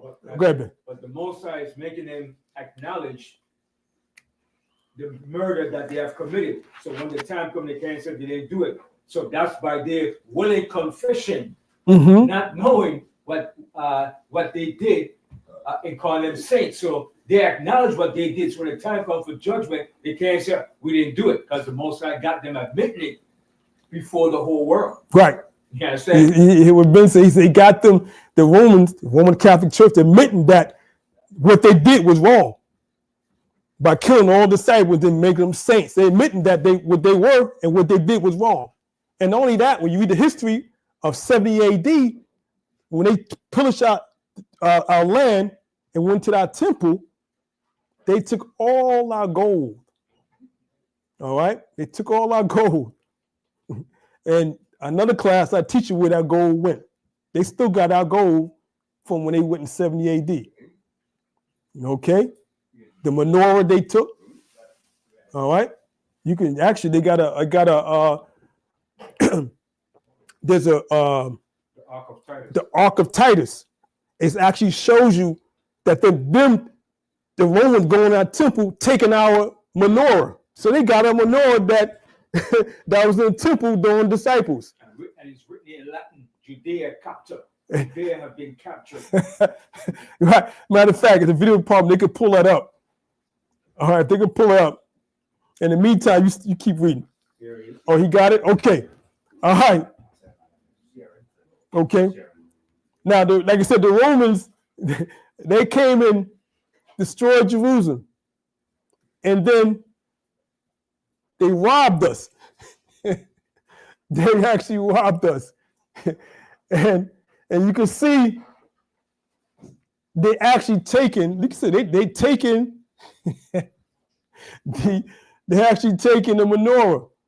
And this ark is actually still standing to this day. They celebrated that along with the gold and so forth. All right. So this is what Christ was talking about, that destruction. Go ahead, real quick. That's on the cover of the book of Who Are the Edomites too.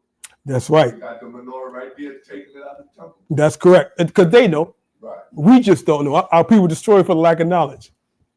Can I add to Yeah. some, Caraza? And today, the modern day Roman Empire includes America, NATO, the EU, and all the European powers. I hear that. That's the modern day Roman Empire. Ben said the modern day Roman Empire consists of, go ahead, America, NATO, the EU, and all the European nations. That's the modern day Roman Empire. That's right. Okay? All right. But our people don't consider that.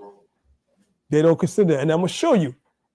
All right, now, even, and I don't want to make this personal, but when Sean, he wants to be a prime minister and believes, right? Who's on the face of the money in Belize? Queen of England. The Queen of England is on the face of money. He's not going to make no change, no real change. All right? Because you still, even though they've been independent since 1981, but the head of state is still King Charles. He's still the head of the state. They're part of the Commonwealth. The British still train their soldiers in Belize. Yeah. The biggest, Belize has its own army, but the biggest army in Belize at all time is England. All right, so the brother, and matter of fact, you from Belize. I'm from Belize. The weapons and everything they use, the uniform, everything. So say that again, yeah, brother. He's not, this brother is from Belize. All right, go ahead. Belize has its own army, but the biggest army at all times in Belize is the English. Now, this is a brother that's from Belize and goes in often. And he says here, Belize has their own army, but the biggest army in Belize is the army from At England. all times. It's never, because they fly in and out all the time, so it's never. They fly in and out. Yeah, there's never a non-English presence there, English army presence there. So it's always a presence of England in Belize. In any English colony that they once had, any English so-called what they call independent. Let me say something to it. Yeah. This has really ticked me off with all the islands that claim to be independent. Mm-hmm. If you do not have veto power in the UN, you're not an independent nation. All right, repeat what Ben said. If you don't have veto power in the UN, United Nations, you're not considered or not actually independent. The only people that have veto power is the United States and Russia. The United States and Russia. Okay. So that makes sense. Okay. All right, like I said, I don't want to make it too personal, but I gotta bring those things out. Okay. Now, let's go back to Luke 21 and 20. The book of Luke, chapter 21, verse 20. Come on. And when ye shall see Jerusalem compassed with armies, then know that the desolation thereof is nigh. All right, so destruction. When you see the Roman armies come on our homeland, Jerusalem, all right, then you know that destruction is near. Go ahead. Then let them which are in Judea flee to the mountains. All right, that's what Yahushua was saying. Go ahead.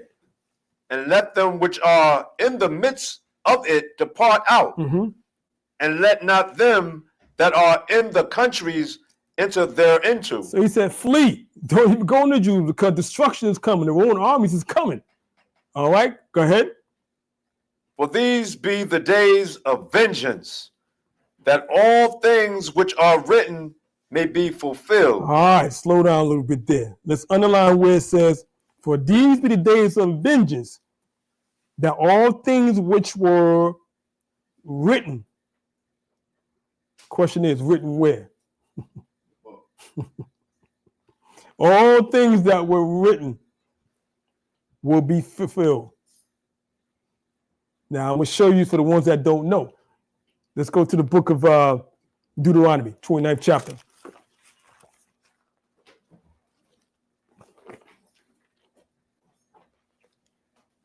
The book of Deuteronomy, chapter 29, verse. Let me get that. Deuteronomy 29. And let's read verse 28. The book of Deuteronomy, chapter 29, verse 28. Mm-hmm. And the Lord Yahweh rooted them out of their land in anger. All right, so that's what Most High did to us. We in this land over here because of the anger of the Most High. Slavery didn't happen for no reason. The Middle Passage didn't happen for no reason. It was more than 6 million people died on the way over here in ships. And the Africans hated us. And we're going to read that too. They hated us. Okay? The Most High rooted us out of anger. All right, continue. And in wrath. And in wrath. Mm-hmm. And in great indignation. Mm-hmm. And cast them into another land as it is this day. Even to this day. You see that prophecy? The Most High cast us into America and the Caribbean, all the islands thereof. Cast us there. That's why the people know the truth about us.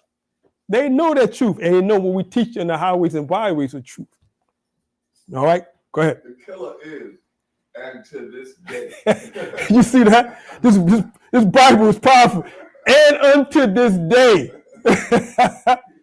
So if we are the people of the Bible, then who are they? This ain't the so-called Jews. This ain't that Lebanese Jew that Sean sat down with. This ain't that Jew from Iran that he sat down with. Or the Polish Jew. that ain't them. All right?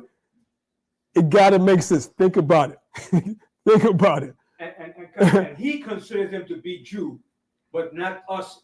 That's in 42nd Street. Exactly. That's telling the people who we are. Ain't it something? Exactly.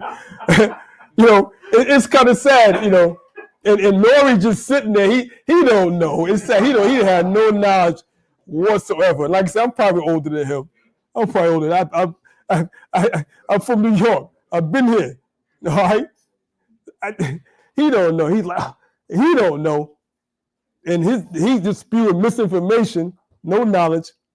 All right. And they all younger than me. All right. But it's just sad. It's just sad. All right. Continue on. Verse 29. The secret things belong unto the Lord Yahweh, our most high power, but those things which are revealed belong unto us. All right, so the things that are revealed, meaning in this Bible, belong to us. We're the ones that teaching the truth. We're revealing what the Bible say. It belongs to us. All right? And to our children. And who? To our children. The prophecies belong to our children. This book is written for our children. All right, continue. Forever. For what? Forever. That we may do all the words of this law. Of this law. All right? All right, go back to Luke 21:20. Let's read the verse up to 24. All right, let's go back to verse Luke 21, Luke 20. Let's verse 21? No. 23 and 24, and we stop there. All right. We're in the book of Luke, chapter 20, verse 23. But woe unto them that are with child. That's what Christ saying. Oh man, he said, woe or destruction to them that are with child. So all the women at that time, when the Romans are coming, if you had a child, he said, woe to you. All right, continue. And to them that give suck. And then if you had just a newborn baby, all right, just a newborn baby. Go ahead. In those days, for there shall be a great distress in the land and wrath upon this people. All right, it could distress the land and wrath upon this people. This people is talking about the children of Israel, the southern kingdom, Judah, Benjamin, Levi, or what we know, African Americans, so-called West Indians, and the Haitians. They were there. They were there. These are the ones that was in 70 AD. And this is what we teach on the streets. All right?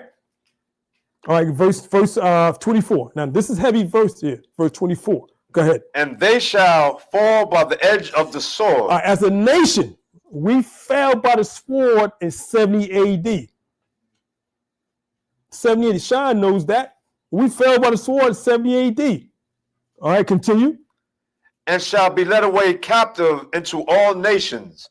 And read that again. It should be, we would led away captive into all nations. The Jews were led away captive into all nations. But you're going to say Jews being the faith? No, it's not a faith. It is a race of people. The race of people was led into captivity to all nations. It's not a belief. All right, continue.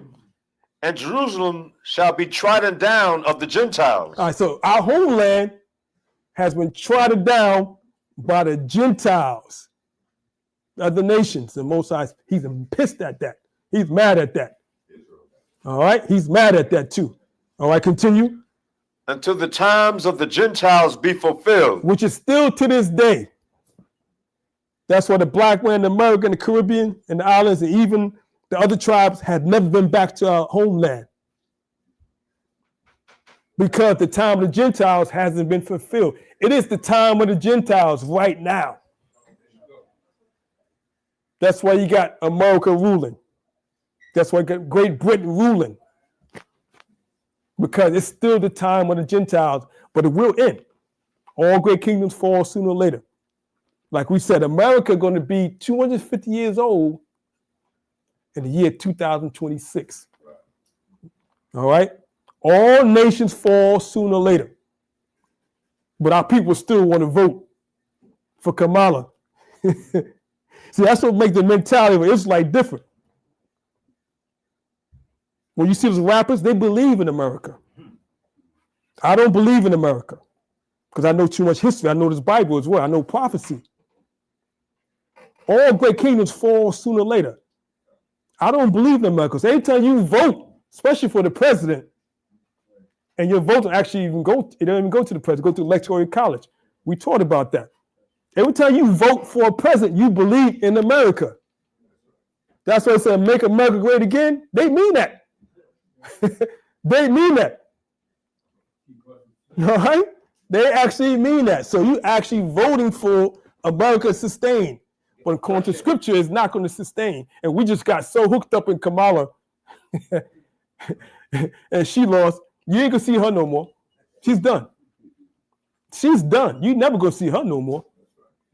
All right? She is done. Obama's done too. His ghetto card has been taken away. He can't get no respect no more. He's done. That's why they're going to make America great again. They mean that. But the Most High says, I'm going to let the kingdoms rule and then I'm going to take them down. But my point is, historically, if you're historian, you understand that all great kingdoms fall sooner or later. America will be 250 years old in 2026. It's going to be some things happening in 2025 and 2026. Mark our word and understand the prophecies of this Bible. It's not going to get any easier. All right? All right? Where we are. Until the time of the Gentiles fulfill. Okay, that's 70 AD. Now. Can I say something? Yeah. And we have to see the greatness of the Most High. Mm-hmm. That what His words is so profound and is so true. He told the prophets these things way before any historian could write a book or document any historical documents proving what would happen to us. Yes. Before any historian could document the transatlantic slave trade and what will happen to us. That's true. Yeah, here with Ben said, y'all got Ben started. It's all there. But our people just so, can I get along? We just been broken. All right, we've been broken. All right, now, let's go to slide 8. Because scripture said we root us out of our land into another land. To this day. That happened in 70 AD. We haven't went back. Let's go to, I'm sorry, slide, is it slide number 8? You get slide number 8, I believe. No, I'm sorry. Give me slide number 10. I'm going to jump around a little bit. Slide number 10. All right. Now, you've all seen this before. You've all seen this before. This book right here is one of the main books that we, as Israelites that teach on the street, we've referred to this book here, From Babylon to Timbuktu. If you don't have it, go and get it. Great brother Rudolph R. Windsor, he was able to do some research to put in the book for us. Okay, and Israelites, we're going to read. That's one of the way Israelites read. We read. That's some black men that read, and those are Israelites. We read. You put in the book, we're going to find it. Guarantee we're going to find it if it's in a book. Okay? That's just our spirit. We blessed. Okay? So we're not no so-called niggas. All right? Because we read. All right, now, from Babylon Timbuktu, I'm going to read a passage. This is page 84. Very famous. We teach it in the street all the time. All right. It says here, in 70 AD, Juno Vespasian and his son Titus put an end to the Jewish state. That's how it shows you the prophecies of this Bible are on point and truth. Because what we just read, that was Christ prophesying 70 AD. Now, what year did he die? 33 AD. So that's what, 37 years later? He prophesied 37 years ahead of time about 70 AD, but the Romans coming in and destroying. That's how on point the prophecy of the Bible, but you got no history to match it up. All right, so in 70 AD, General Vespasian and his son Titus put an end to the Jewish state, Jerusalem, with great slaughter. They killed us. Those Romans killed us. They slaughtered us. It was worse than what you see in Gaza. All right? The greatest tragedy, they said the greatest tragedy, or one of the greatest tragedies, when Herod, when you read the book of Matthew, the 2nd chapter, or Matthew, the 3rd chapter, when Herod killed all the firstborn of the children of Israel. Herod killed a lot of kids. That's one of the greatest atrocities in history. He killed all the firstborn trying to find Christ. A massacre. And you're going to say, Sean going to say it's not a race? All right? It got to make sense. Think about it. Think about it, all right? And it says that during the period of military governors of Palestine, many outrageous atrocities was committed against the residue of the people, children of Israel. During the period from Pompey to Julius, it has been estimated that over 1 million Jews fled into Africa. In 70 AD, we fled to Africa. We fled to Europe as well, but it said over 1 million Jews fled into Africa. This is in the book. Fleeing from Roman persecution and slavery. The slave markets were full of black Jewish slaves. This is documented. Documented. All right? Now, if you got notes, learn this. There was 3 kingdoms on the west coast of Africa. 3 Hebrew kingdoms. So when we fled into Africa, eventually over 1,000 years later, we wound up on the west coast of Africa. The Ivory Coast, the Gold Coast. All right? There was 3 major kingdoms on the west coast of Africa. 3 major kingdoms. Okay? There was Mali, Ghana, and Songhai. Right again. Mali, Ghana, and Songhai. I want you to write that in your notes and search those kingdoms. Those are not African kingdoms. Those are Hebrew kingdoms on the west coast of Africa. Now, I have something in my possession. And one of the areas was called Fort de Judah. Okay. Judah.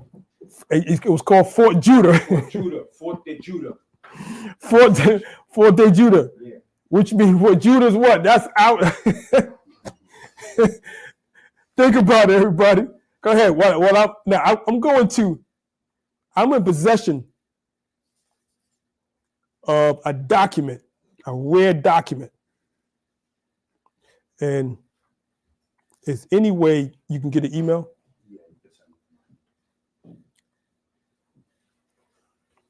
I got a rare document that I want to show everyone. You want to say something while I get this? You want to say something? Yeah. Okay. The last 3 major kingdoms, Hebrew kingdoms, on the west coast of Africa,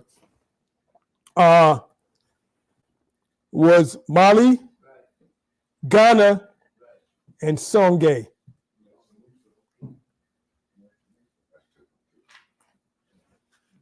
Let me see. I think I just sent it to you. All right, now,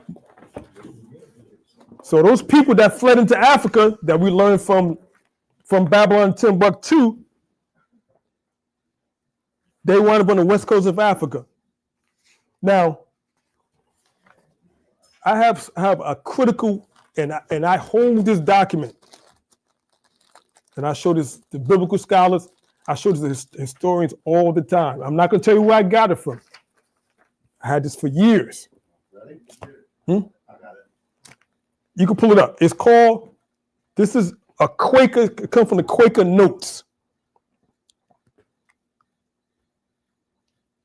Quaker Notes, right? And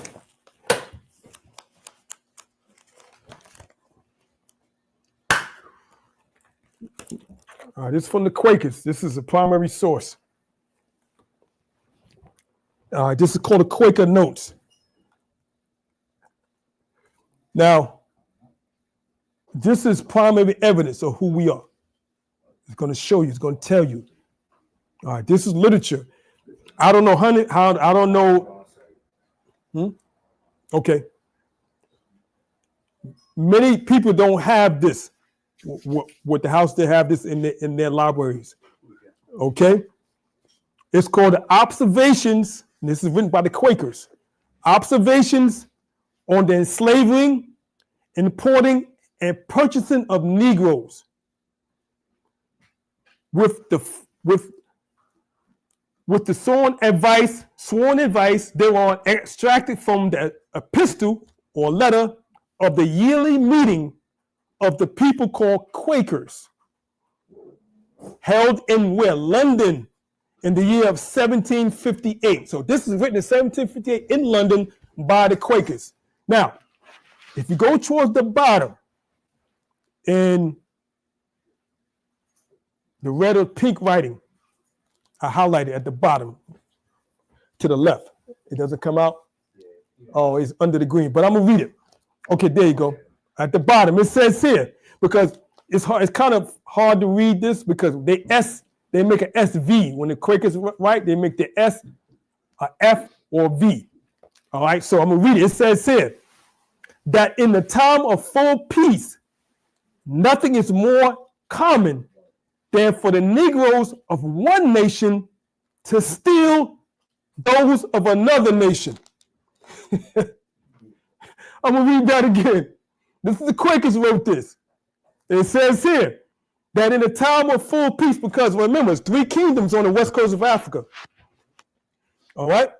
We were Hebrew kingdoms. We're a totally different nation from the Africans. The Africans are Hamites, like we talked about. It says here that this is documented, that in the time of full peace, nothing is more common than for the Negroes of one nation to steal those of another and sell them to the Europeans. It's written there. It's written there. The Quakers actually wrote that. They know there's 2 different nations of people that was on the west coast of Africa. Read it again. I'm going to read it again. I'm going to read it again. It says that in a time of full peace, nothing is more common than for the Negroes of one nation to steal those of another and sell them to the Europeans. Documented. All right, now we're going to go further. I'm going to go in the red part to the right. It says here that in his time, the Europeans furnished the Negroes with the incredible quantity of firearms and gunpowder, which was then the chief vendible merchandise there. So in other words, the Europeans, they knew 2 nations was fighting.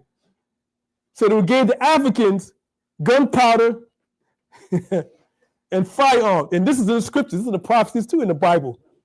All right? That's why they know the prophecies of the Bible are on point. All right, real quick, go ahead. Yeah, we got as well. But the Quakers talk about the west coast of Africa right here. So they gave them gunpowders, and it tells you in the scripture, tell you how we was cast for lots. Yeah, Joel. All right, that's the book of Job. All right, the prophecy is on fire. They're right on point. All right. Then it says here, it's kind of small. It's towards the top on the right side, that first red part. All right. Now the second part, the red section on the right, Negroes been the more induced not only to wage war with one another, but also to put in practice the most base and inhumane methods. Now, when you read about the history of the Africans hated us so much on the west coast of Africa. They wanted us out of Africa. To the sisters, the Africans would grab, while you pregnant, they would grab you, put you on the ground, and slice your belly open, take your baby out, and throw it against the rocks. That's documented. The Africans did that. It tells you, if we didn't come to America in the Caribbean, if we didn't come to Barbados, Jamaica, Charleston, South Carolina, all right, St. Croix, Trinidad, if we didn't go to all those, the Africans would have killed us off. They wanted to destroy us. So even though we came to slavery,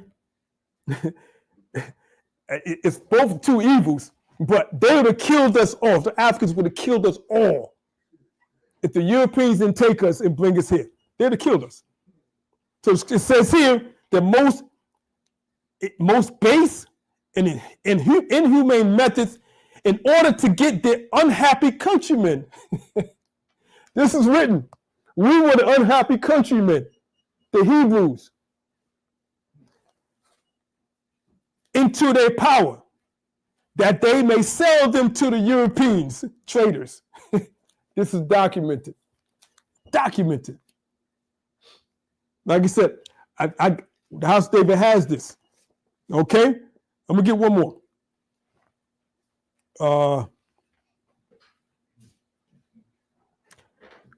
It said the Europeans are far from desiring to act as peacemakers amongst the Negroes, which would be acting contrary to their interests. So they weren't really peacemakers. The Quakers wrote this.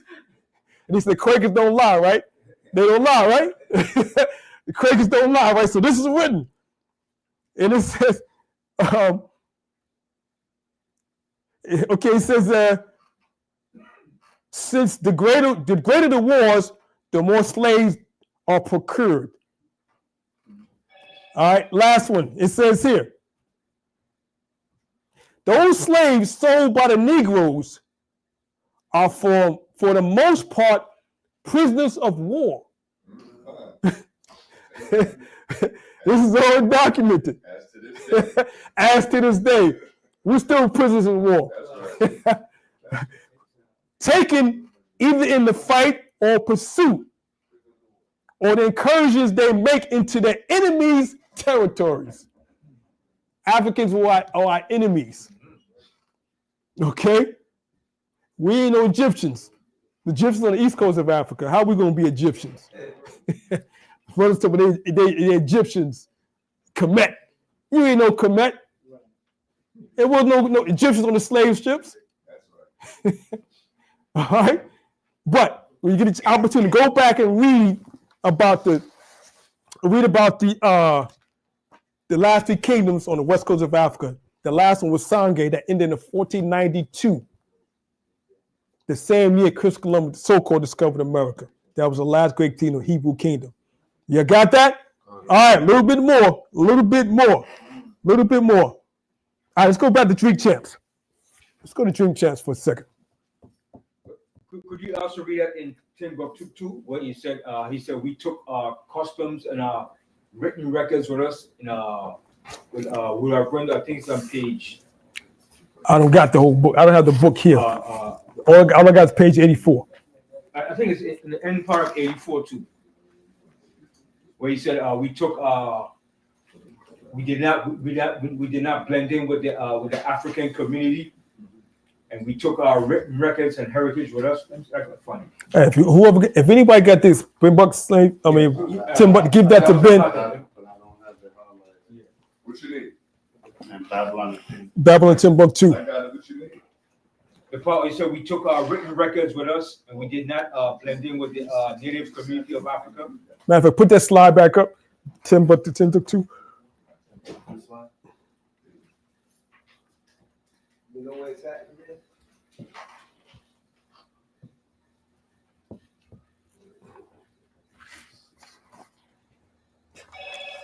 I bet you. Yo, put your phone on. All right. Okay. Just want to share with you a cover also. While Ben getting that, I want to share with you a cover. You can take that down. It said, it's called The Crisis. It says here, a record of the dark races, volume 1, Black slavery is documented in the 12th chapter of Deuteronomy. And this is its famous sign, to be sold on board ships. Okay? Ships. Negroes. We're the only ones that's been sold into slavery or to bondage. No one has been sold on ships to bondage. Okay? No one else has ever been to bondage on slave ships. And the Most High told us in Deuteronomy 28 chapter, 68 verse, it said that you would go and take bondage again. Second time with ships. Okay, matter of fact, in the meantime, Ben getting that. Pull slide, give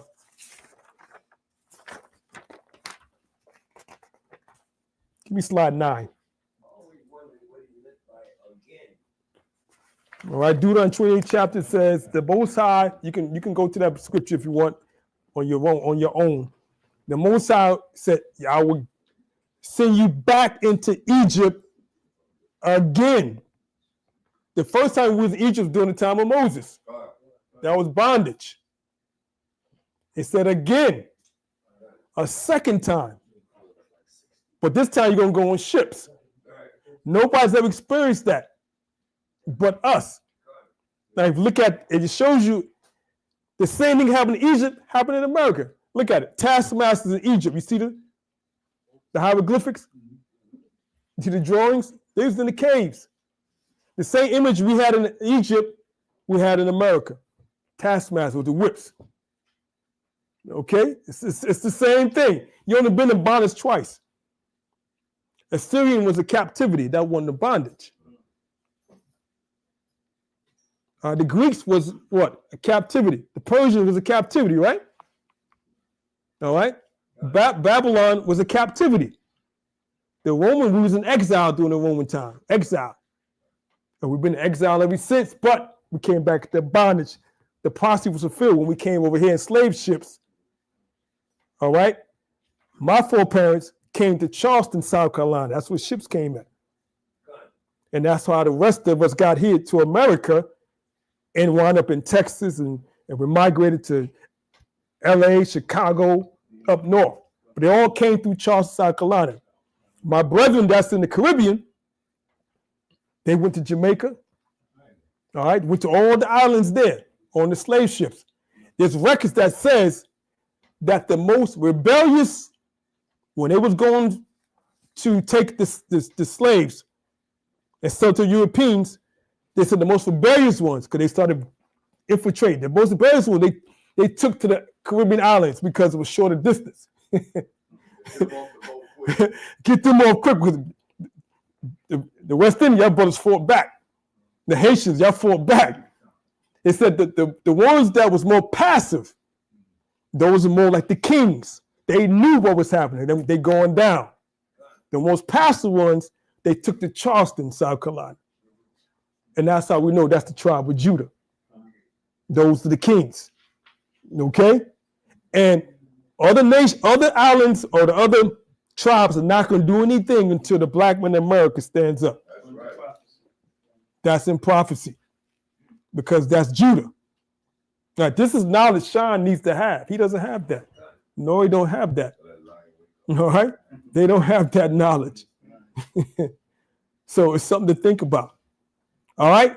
All right, now, let's go to go back to Drink Champ video. I got the video guy going all over the place. I'm trying to wrap this up. Again, this is not a personal attack. Go back to Drink Champ's video. And maybe a couple of seconds of this. Yeah.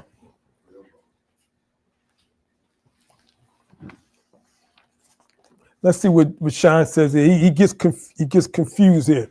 You have Jews from all over Europe. Wow.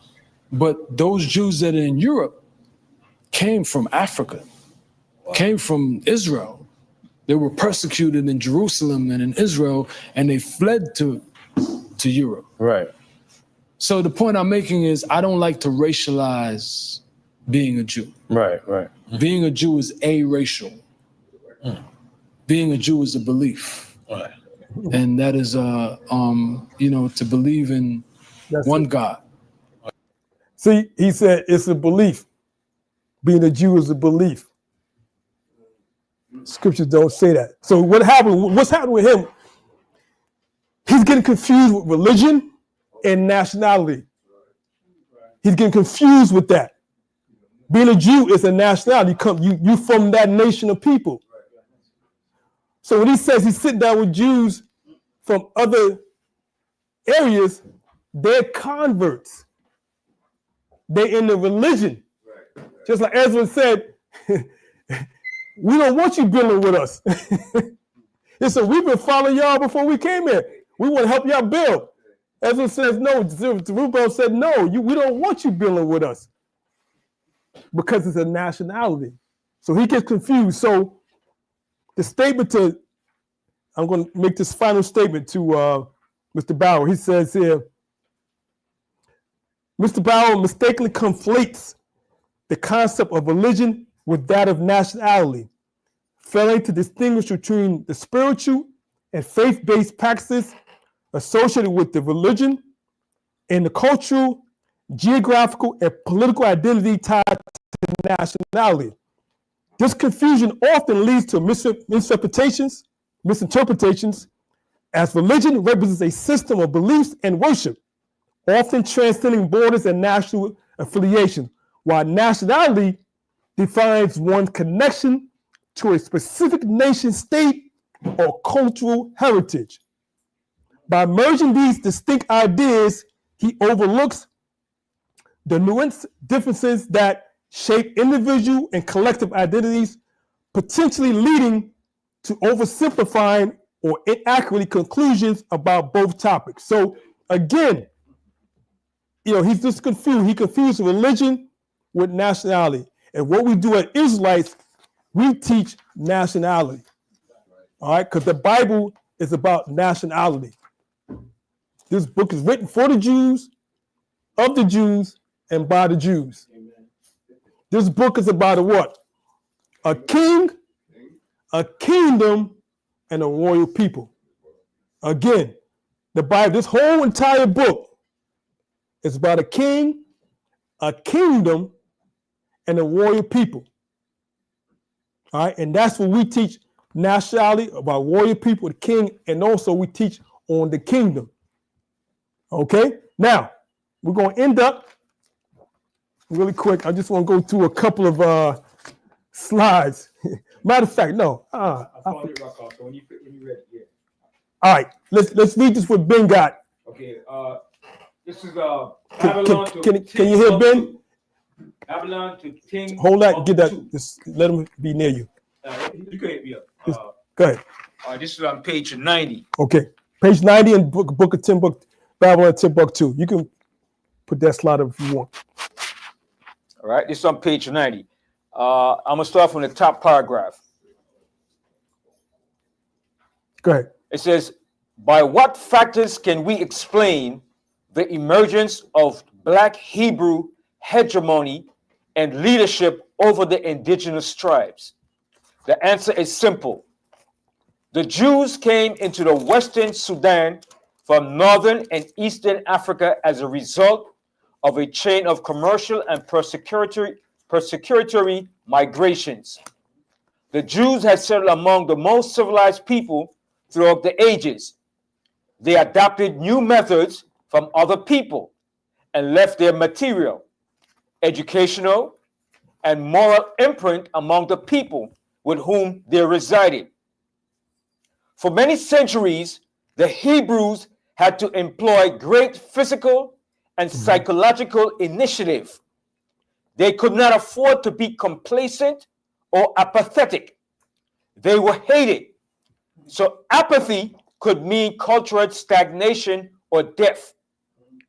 The Jews imported into the western part of Africa a superior material, educational, and moral culture soon after 300 AD.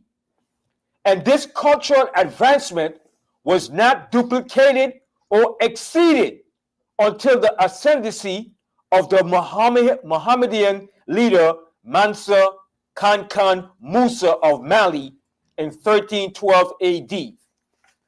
In the 3rd and 4th centuries AD, the Africans on the West Coast did not possess the cultural superiority of the Africans on the North and East Coast. The Black Jews had an advantage over the African tribes.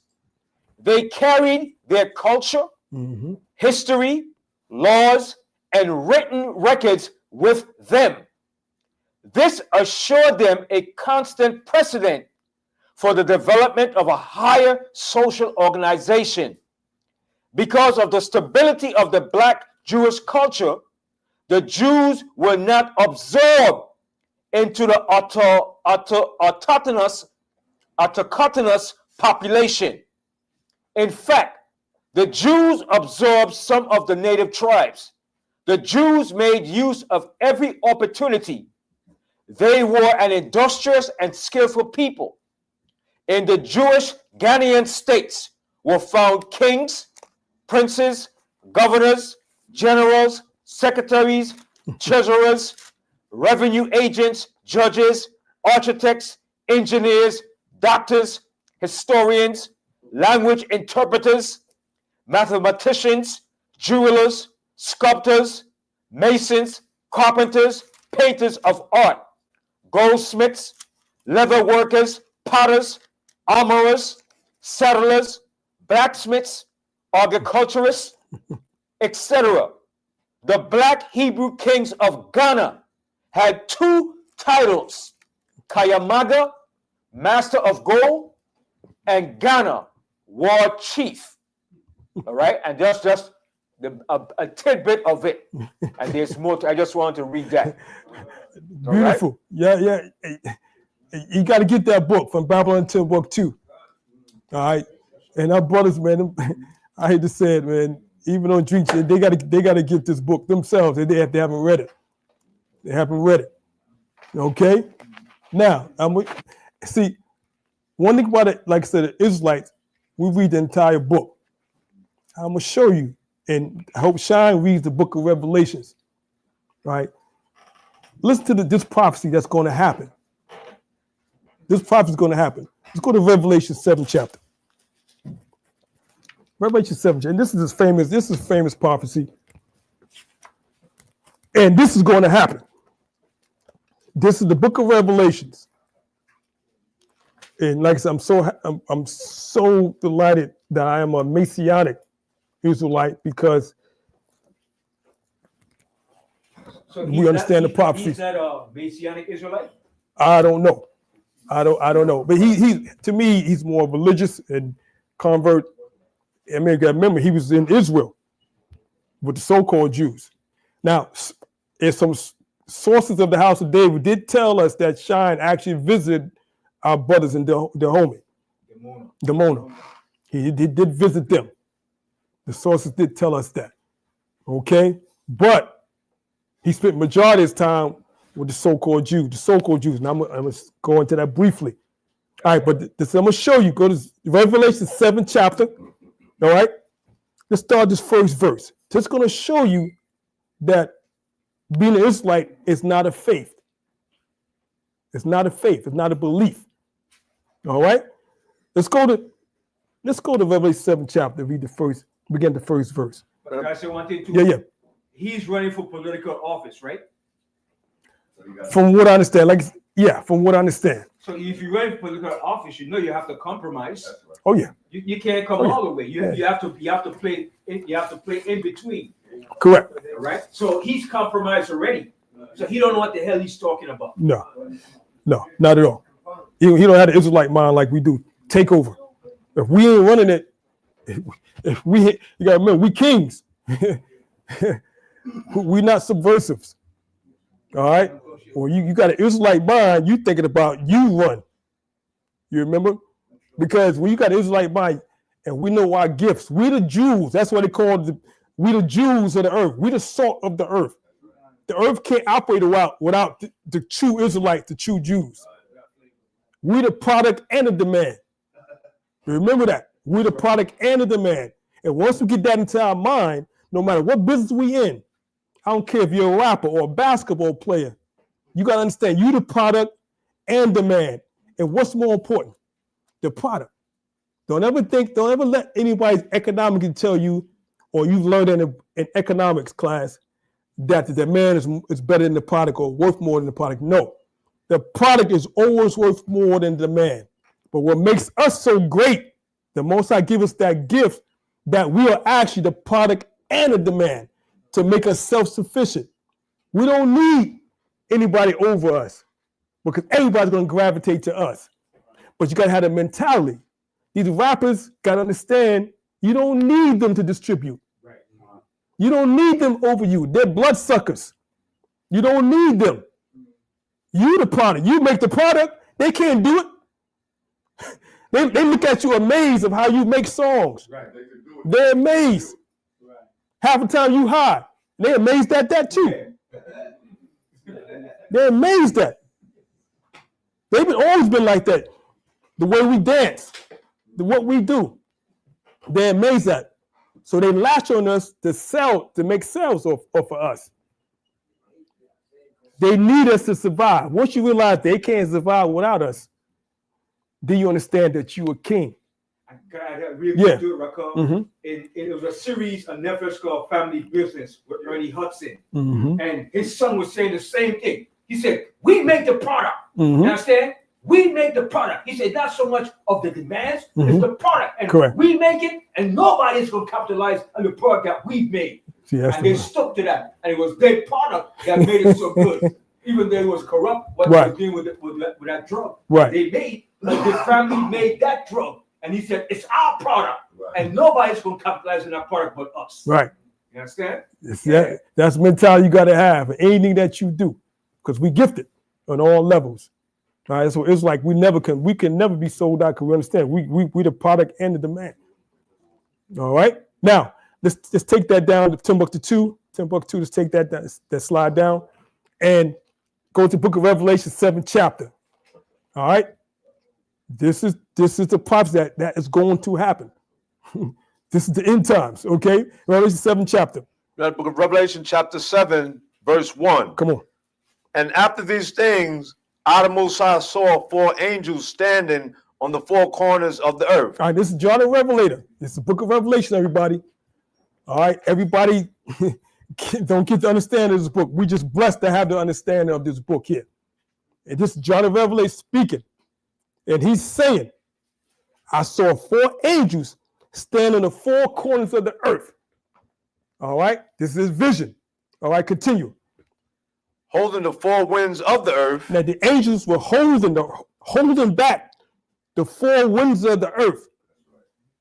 All right, he's holding back. Okay, continue. That the wind should not blow on the earth, Mm-hmm.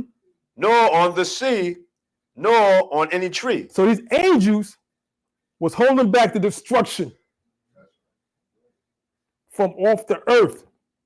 He sees them holding it. This is going to happen. He sees them holding the wind and destruction back from the Most High. All right, verse 2. And I saw another angel ascending from the east. All right, now he saw another angel coming from the east, from the Most High. In the east was the temple of the Most High at. All right, continue.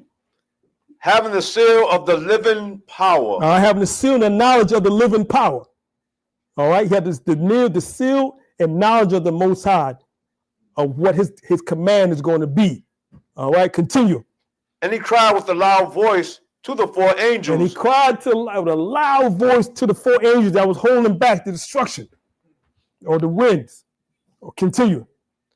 To whom it was given to hurt the earth and the sea. Underline that. They were going to hurt and destroy the earth and the sea. All right, continue. Saying, hurt not the earth. So he cried a loud voice to the angel, said, hold on. Hold on. Don't hurt the earth. Don't destroy the earth. All right, continue. Neither the sea. Neither the sea, because just imagine, y'all don't understand. We can't even fathom what the flood was like during the book of Genesis. Boy, that flood was a hell of a thing. Even though the Most High said there's going to be fire next time, we all know what that means. I don't know which is worse, to perish in the fire or perish in the water. Both of them is rough to go. Unless you disintegrate. Fire doesn't leave nothing. Nah, it cleansed you too. All right, now. So it says, hurt not the earth, neither the sea nor the trees. Okay, continue. Till we have sealed the servants of the Most High in their foreheads. All right, underline that. It said, till we don't bring destruction until we have sealed the servants of the Most High in their foreheads, in their knowledge. Now, this is twofold, but just to bring it out to you now in this class for this purpose, to the knowledge of the Most High is in their heads. Okay? Don't hurt the earth until this time comes. And believe me, they're holding that while we get this knowledge in our foreheads. So shine, knowing they better wake up. They better wake up. All right, continue on. And I heard the number of them which were sealed. Now, just listen to this. Now, he said, I heard the number of them which was sealed. In other words, they're going to be safe. When that destruction comes, they're going to be safe. Go ahead. And there were sealed 144,000 of all the tribes of the children of Israel. Underline that. And the ones that are sealed, which we know, Israelites, we know this is the government. It was sealed 144,000. These are descendants. This is not no of them children. This is not no converts. This is not no faith-based Israelite. None of that. These are not faith-based Jews. These are actually descendants of the tribes of Israel, of all the tribes of Israel. Verse 5. Of the tribe of Judah was sealed 12,000. You see that? These are actually descendants, people. Go ahead. Of the tribe of Reuben Go ahead. were 12,000. Of the tribe of Gad were 12,000. All right, so all the tribes will be 12,000 in this government, but those are actually descendants of the children of Israel. Can y'all see that? All right. Last thing. We're going to talk about the land just for now. We're going to talk about the land. Go to the prophecy of the land. Ezekiel 36. Really quick. And this is one of my favorite prophecies, especially as I see what's happening over in Israel now. All right. This is one of my favorite prophecies. And check out the way the Most High breaks this down.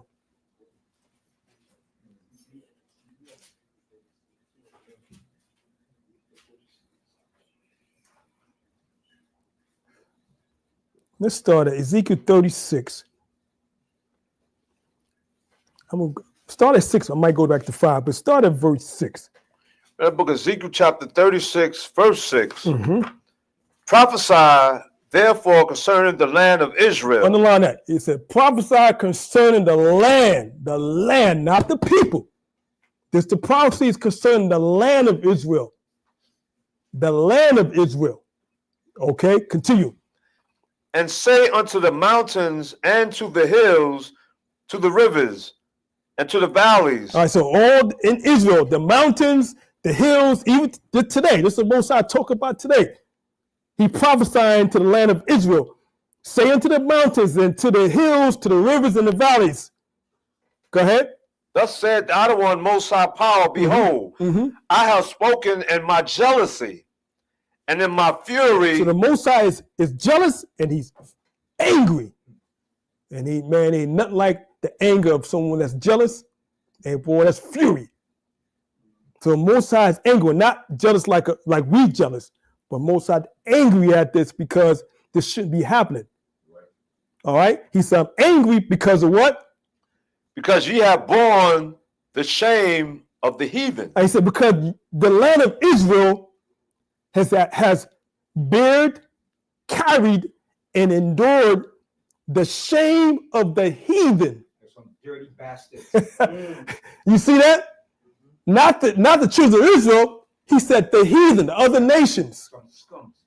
All right. So those people that you see in Israel are not the real people that's supposed to be there. That's right. Abomination.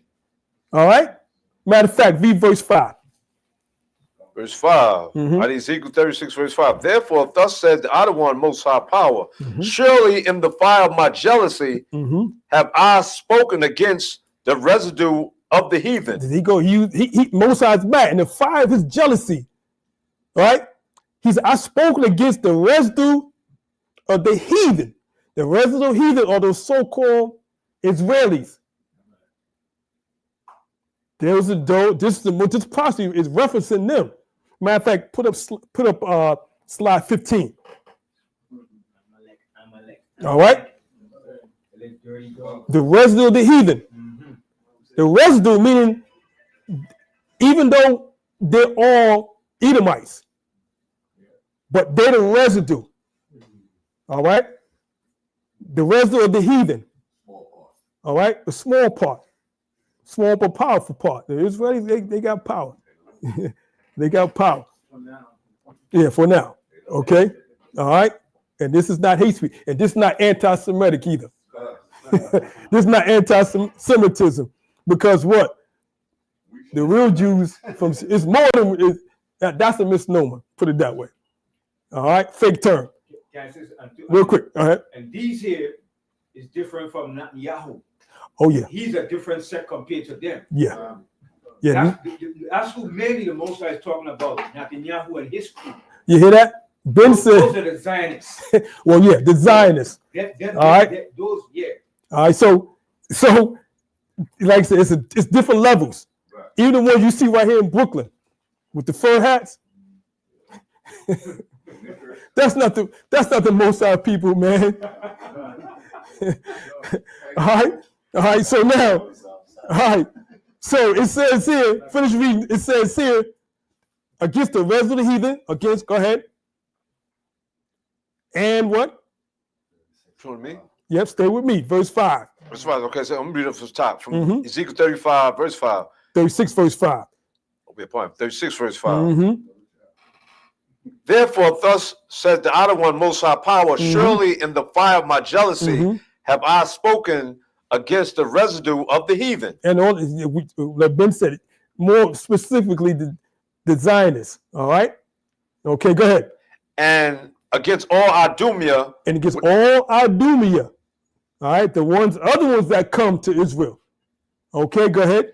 Which have appointed my land into their possession. Moses said they appointed my land in their possession. In 1948, they appointed their land, his land, into their possession. That's right. The Balfour Declaration, they've done that. The British, the U.S. and Russia did that. Matter of fact, hold that. Go to slide number 12. I was complicit in that crime. Let me show you this. I'm trying to end this class, everybody. I'm trying to end this class. All right, give me a few more minutes. All right, now, even this president knows.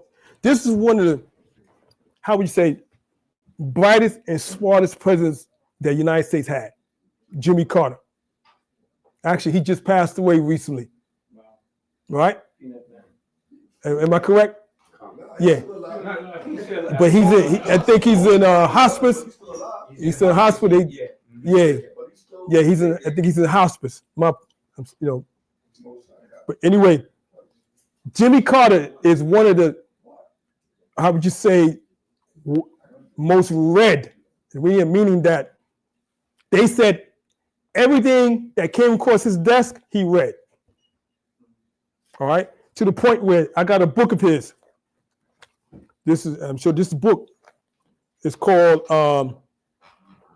"The Blood of Abraham" by Jimmy Carter. It's a book. All right. Now he got this. He got some information in here. Now I'm gonna read some of the stuff out here, but it's called "The Blood of Abraham." This is Jimmy Carter. Okay. This is in our library. So even in here, he says, read a couple of things really quick. He gives a chronology of Israel. And he was a farmer. Imagine that. A farmer. Yeah. He did his research. Yeah. I mean, it's a lot of bones in it, but he knows the history. He says, in 1000 BC, Saul is anointed king of the Israelites. King David, his successor, unites the 12 tribes of Israel and wins control of the fertile lands on both sides of the Jordan River, as well as the portions of Syria. King Solomon, David's son, builds the first temple in Jerusalem. In 930 BC, okay, you give a chronology, the Israelite nation divides into two weaker kingdoms, Israel, 10 tribes in the north, Judah, 2 tribes in the south. They survive frequent conflicts with the neighbors until Israel is progressively destroyed by the Syrians in 721 to 715. Judah is destroyed in 587 BC by the Babylonians, who take many of the Jews captives. This marks the beginning of the Jewish diaspora or dispersion.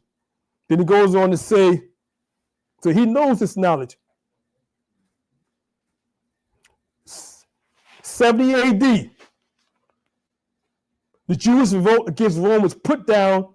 The temple of Jerusalem is destroyed. So he knows about that information. Following further Jewish revolts, the Romans prevailed and laid waste to Judea. Many more of the Jews are exiled in other regions. All right, then he goes on to say, in 1947,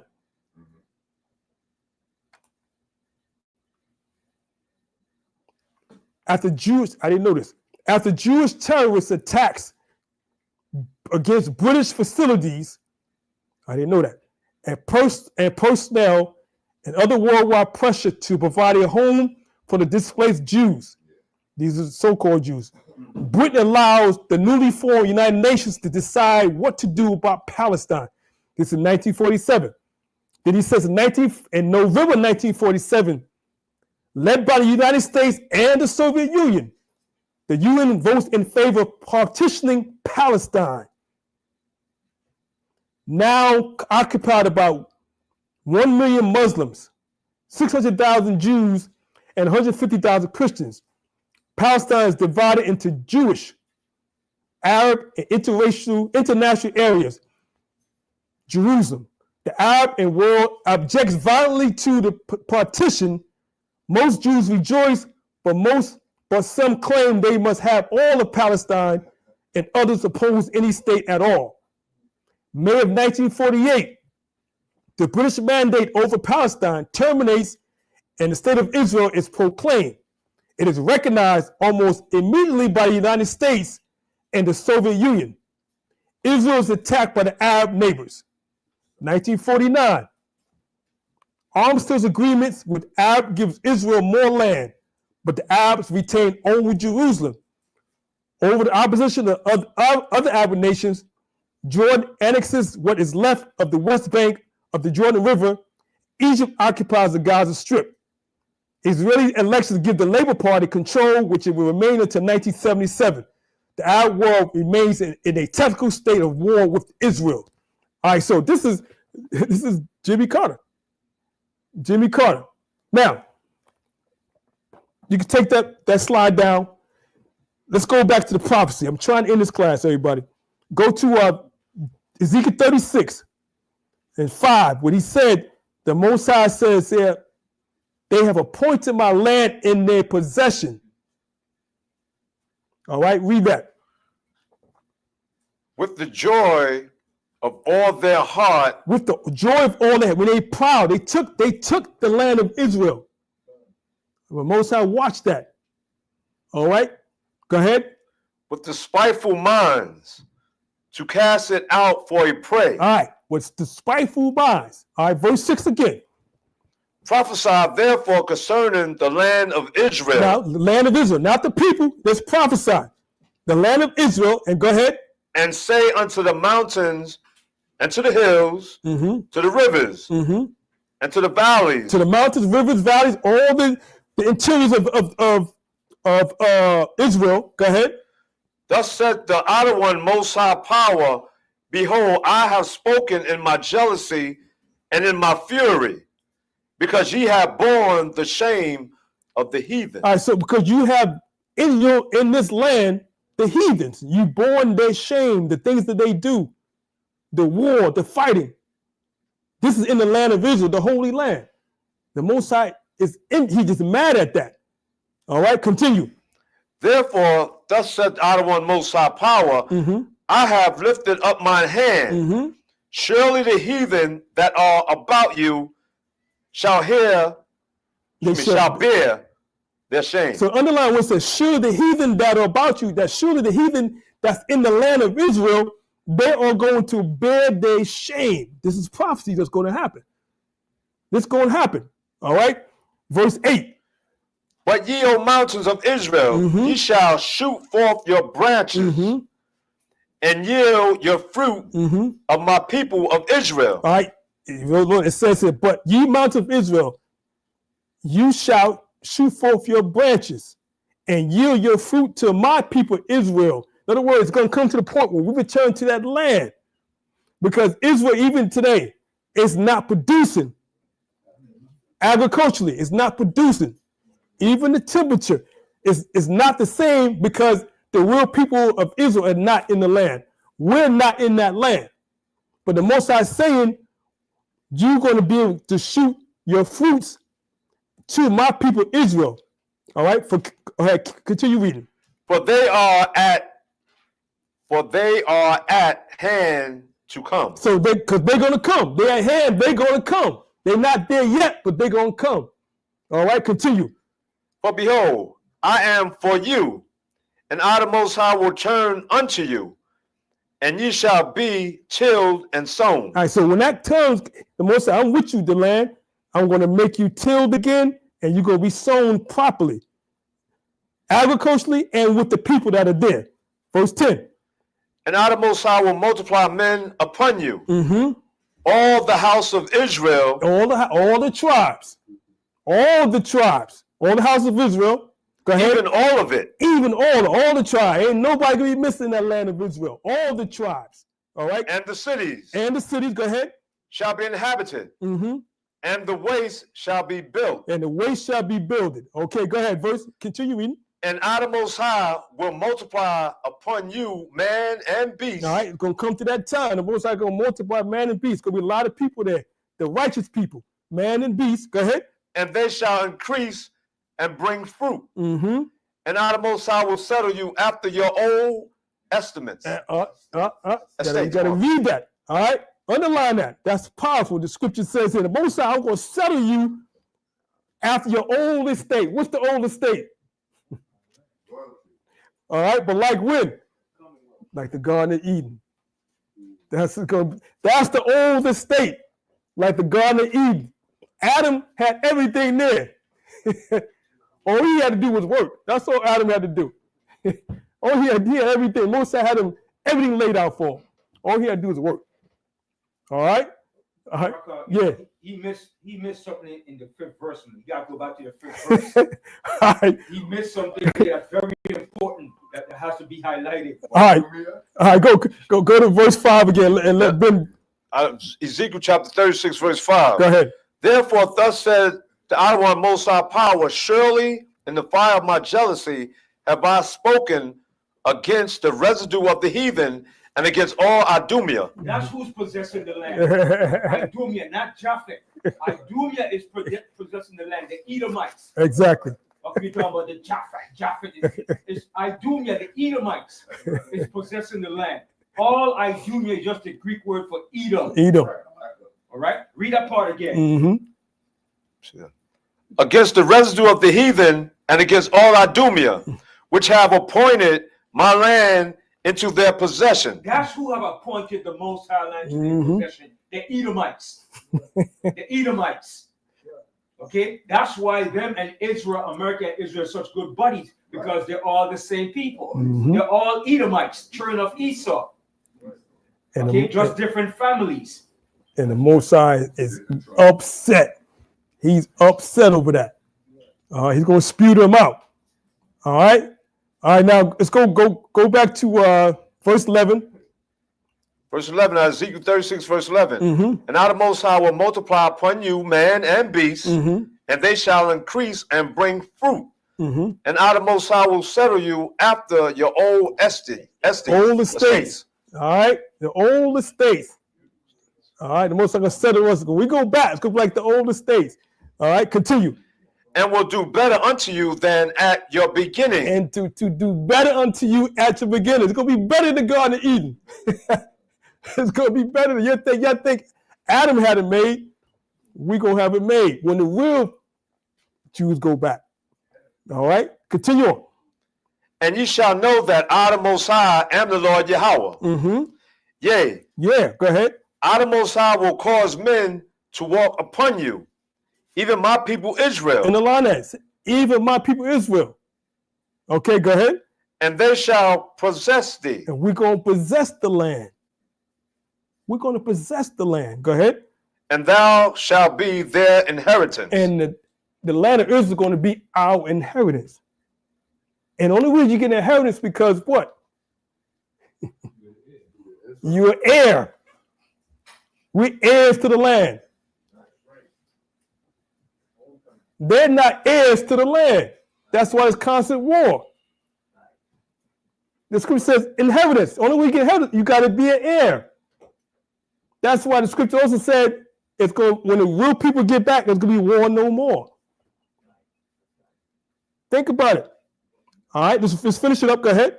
And thou shalt be no more henceforth bereaved them of men. All right, when that happened, the Most High, the land, you ain't gonna have to worry about no more. You're not gonna be bereaved or be saddened, because the land is sad because the children of Israel are not there. All right, verse 13. Verse 13. No, we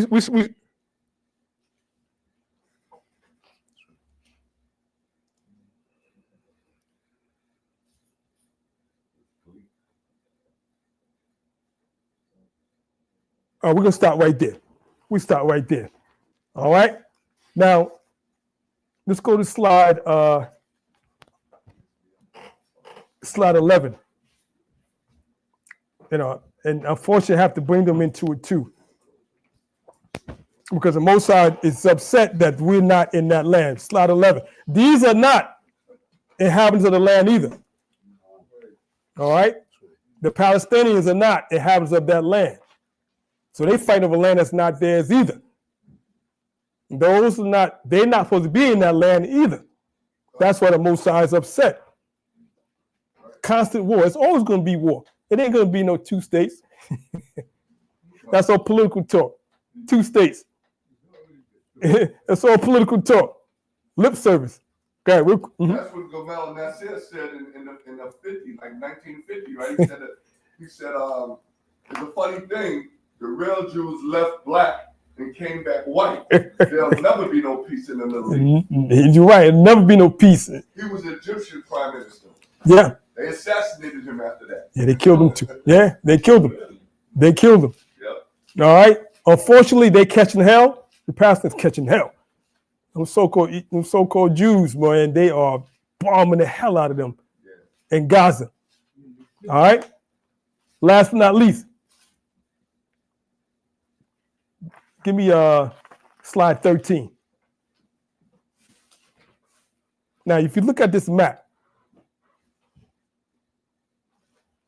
look at this map here when it comes up. Now,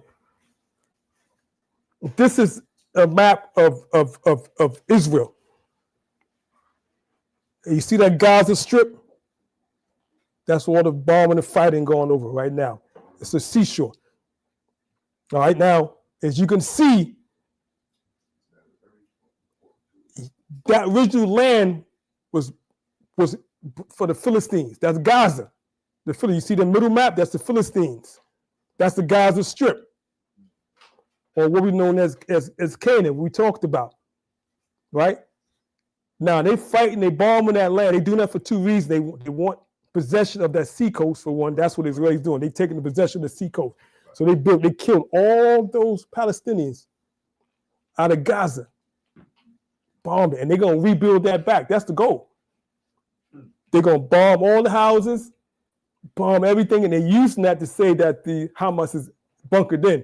They're gonna bomb, destroy all that area, and they're gonna rebuild that back. At least they're gonna attempt to. All right, but my point I want to make that this land is actually Judah's land. Right. Go, give me slide 14.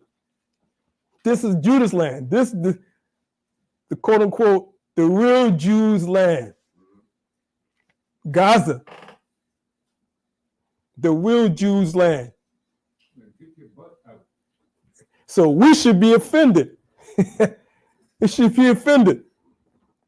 The Gaza Philistine area, it says Judah. Originally, that's Judah's land. The Most High gave us that land. That's why he's upset. That's our land. So the Most High, he's gonna have to, when we come back, he's gonna rebuild that whole area. But he's gonna kick them out of the land first. All right, y'all see that? All right, so I want to stop right there. I know we had a long class. I'm glad that people listened. And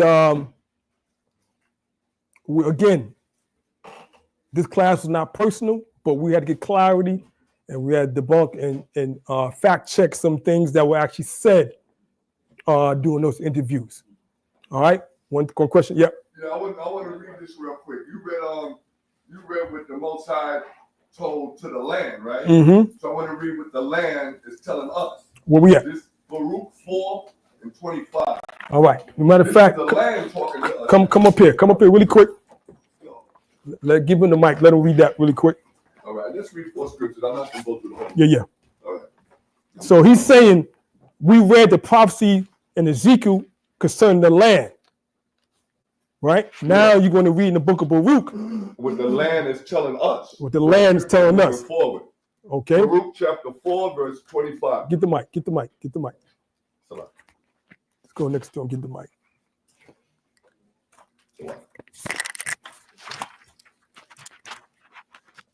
This is the land talking to us, not the Most High, but this is the land, actual land crying out in the spirit to us. Mm-hmm. Oh, my children, suffer patiently. Suffer patiently. Suffer patiently. The wrath that is come upon you is from the Most High. Mm-hmm. For thine enemy has persecuted thee. But shortly thou shalt see his destruction, and shalt tread upon his neck. My delicate ones have gone rough ways, and were taken away as a flock caught of the enemies. Be of good comfort, O my children, and cry unto the Most High, for ye shall be remembered of him that brought these things upon you. For as it was in your mind to go astray from the Most High, so being returned, seek him 10 times more. For he that hath brought these plagues upon you shall bring you everlasting joy again with your salvation. Take a good heart, O Jerusalem, for he that gave you that name will comfort thee. Wow. Yeah. What's the scripture? Beautiful scripture. Baruch chapter 4. You can do the whole chapter, it's crazy, but You could start with 19 and go down to stop at 25. That's the good things. All right, beautiful. All right, the water captain. All right. So with that being said, I'm going to end this class, and like this class is a little different. I know we don't teach, follow things like that, but because I was questioned about it, I had to go into it. All right, so with that, I want you to enjoy the rest of your Shabbat, and Shabbat Shalom. All right? All right.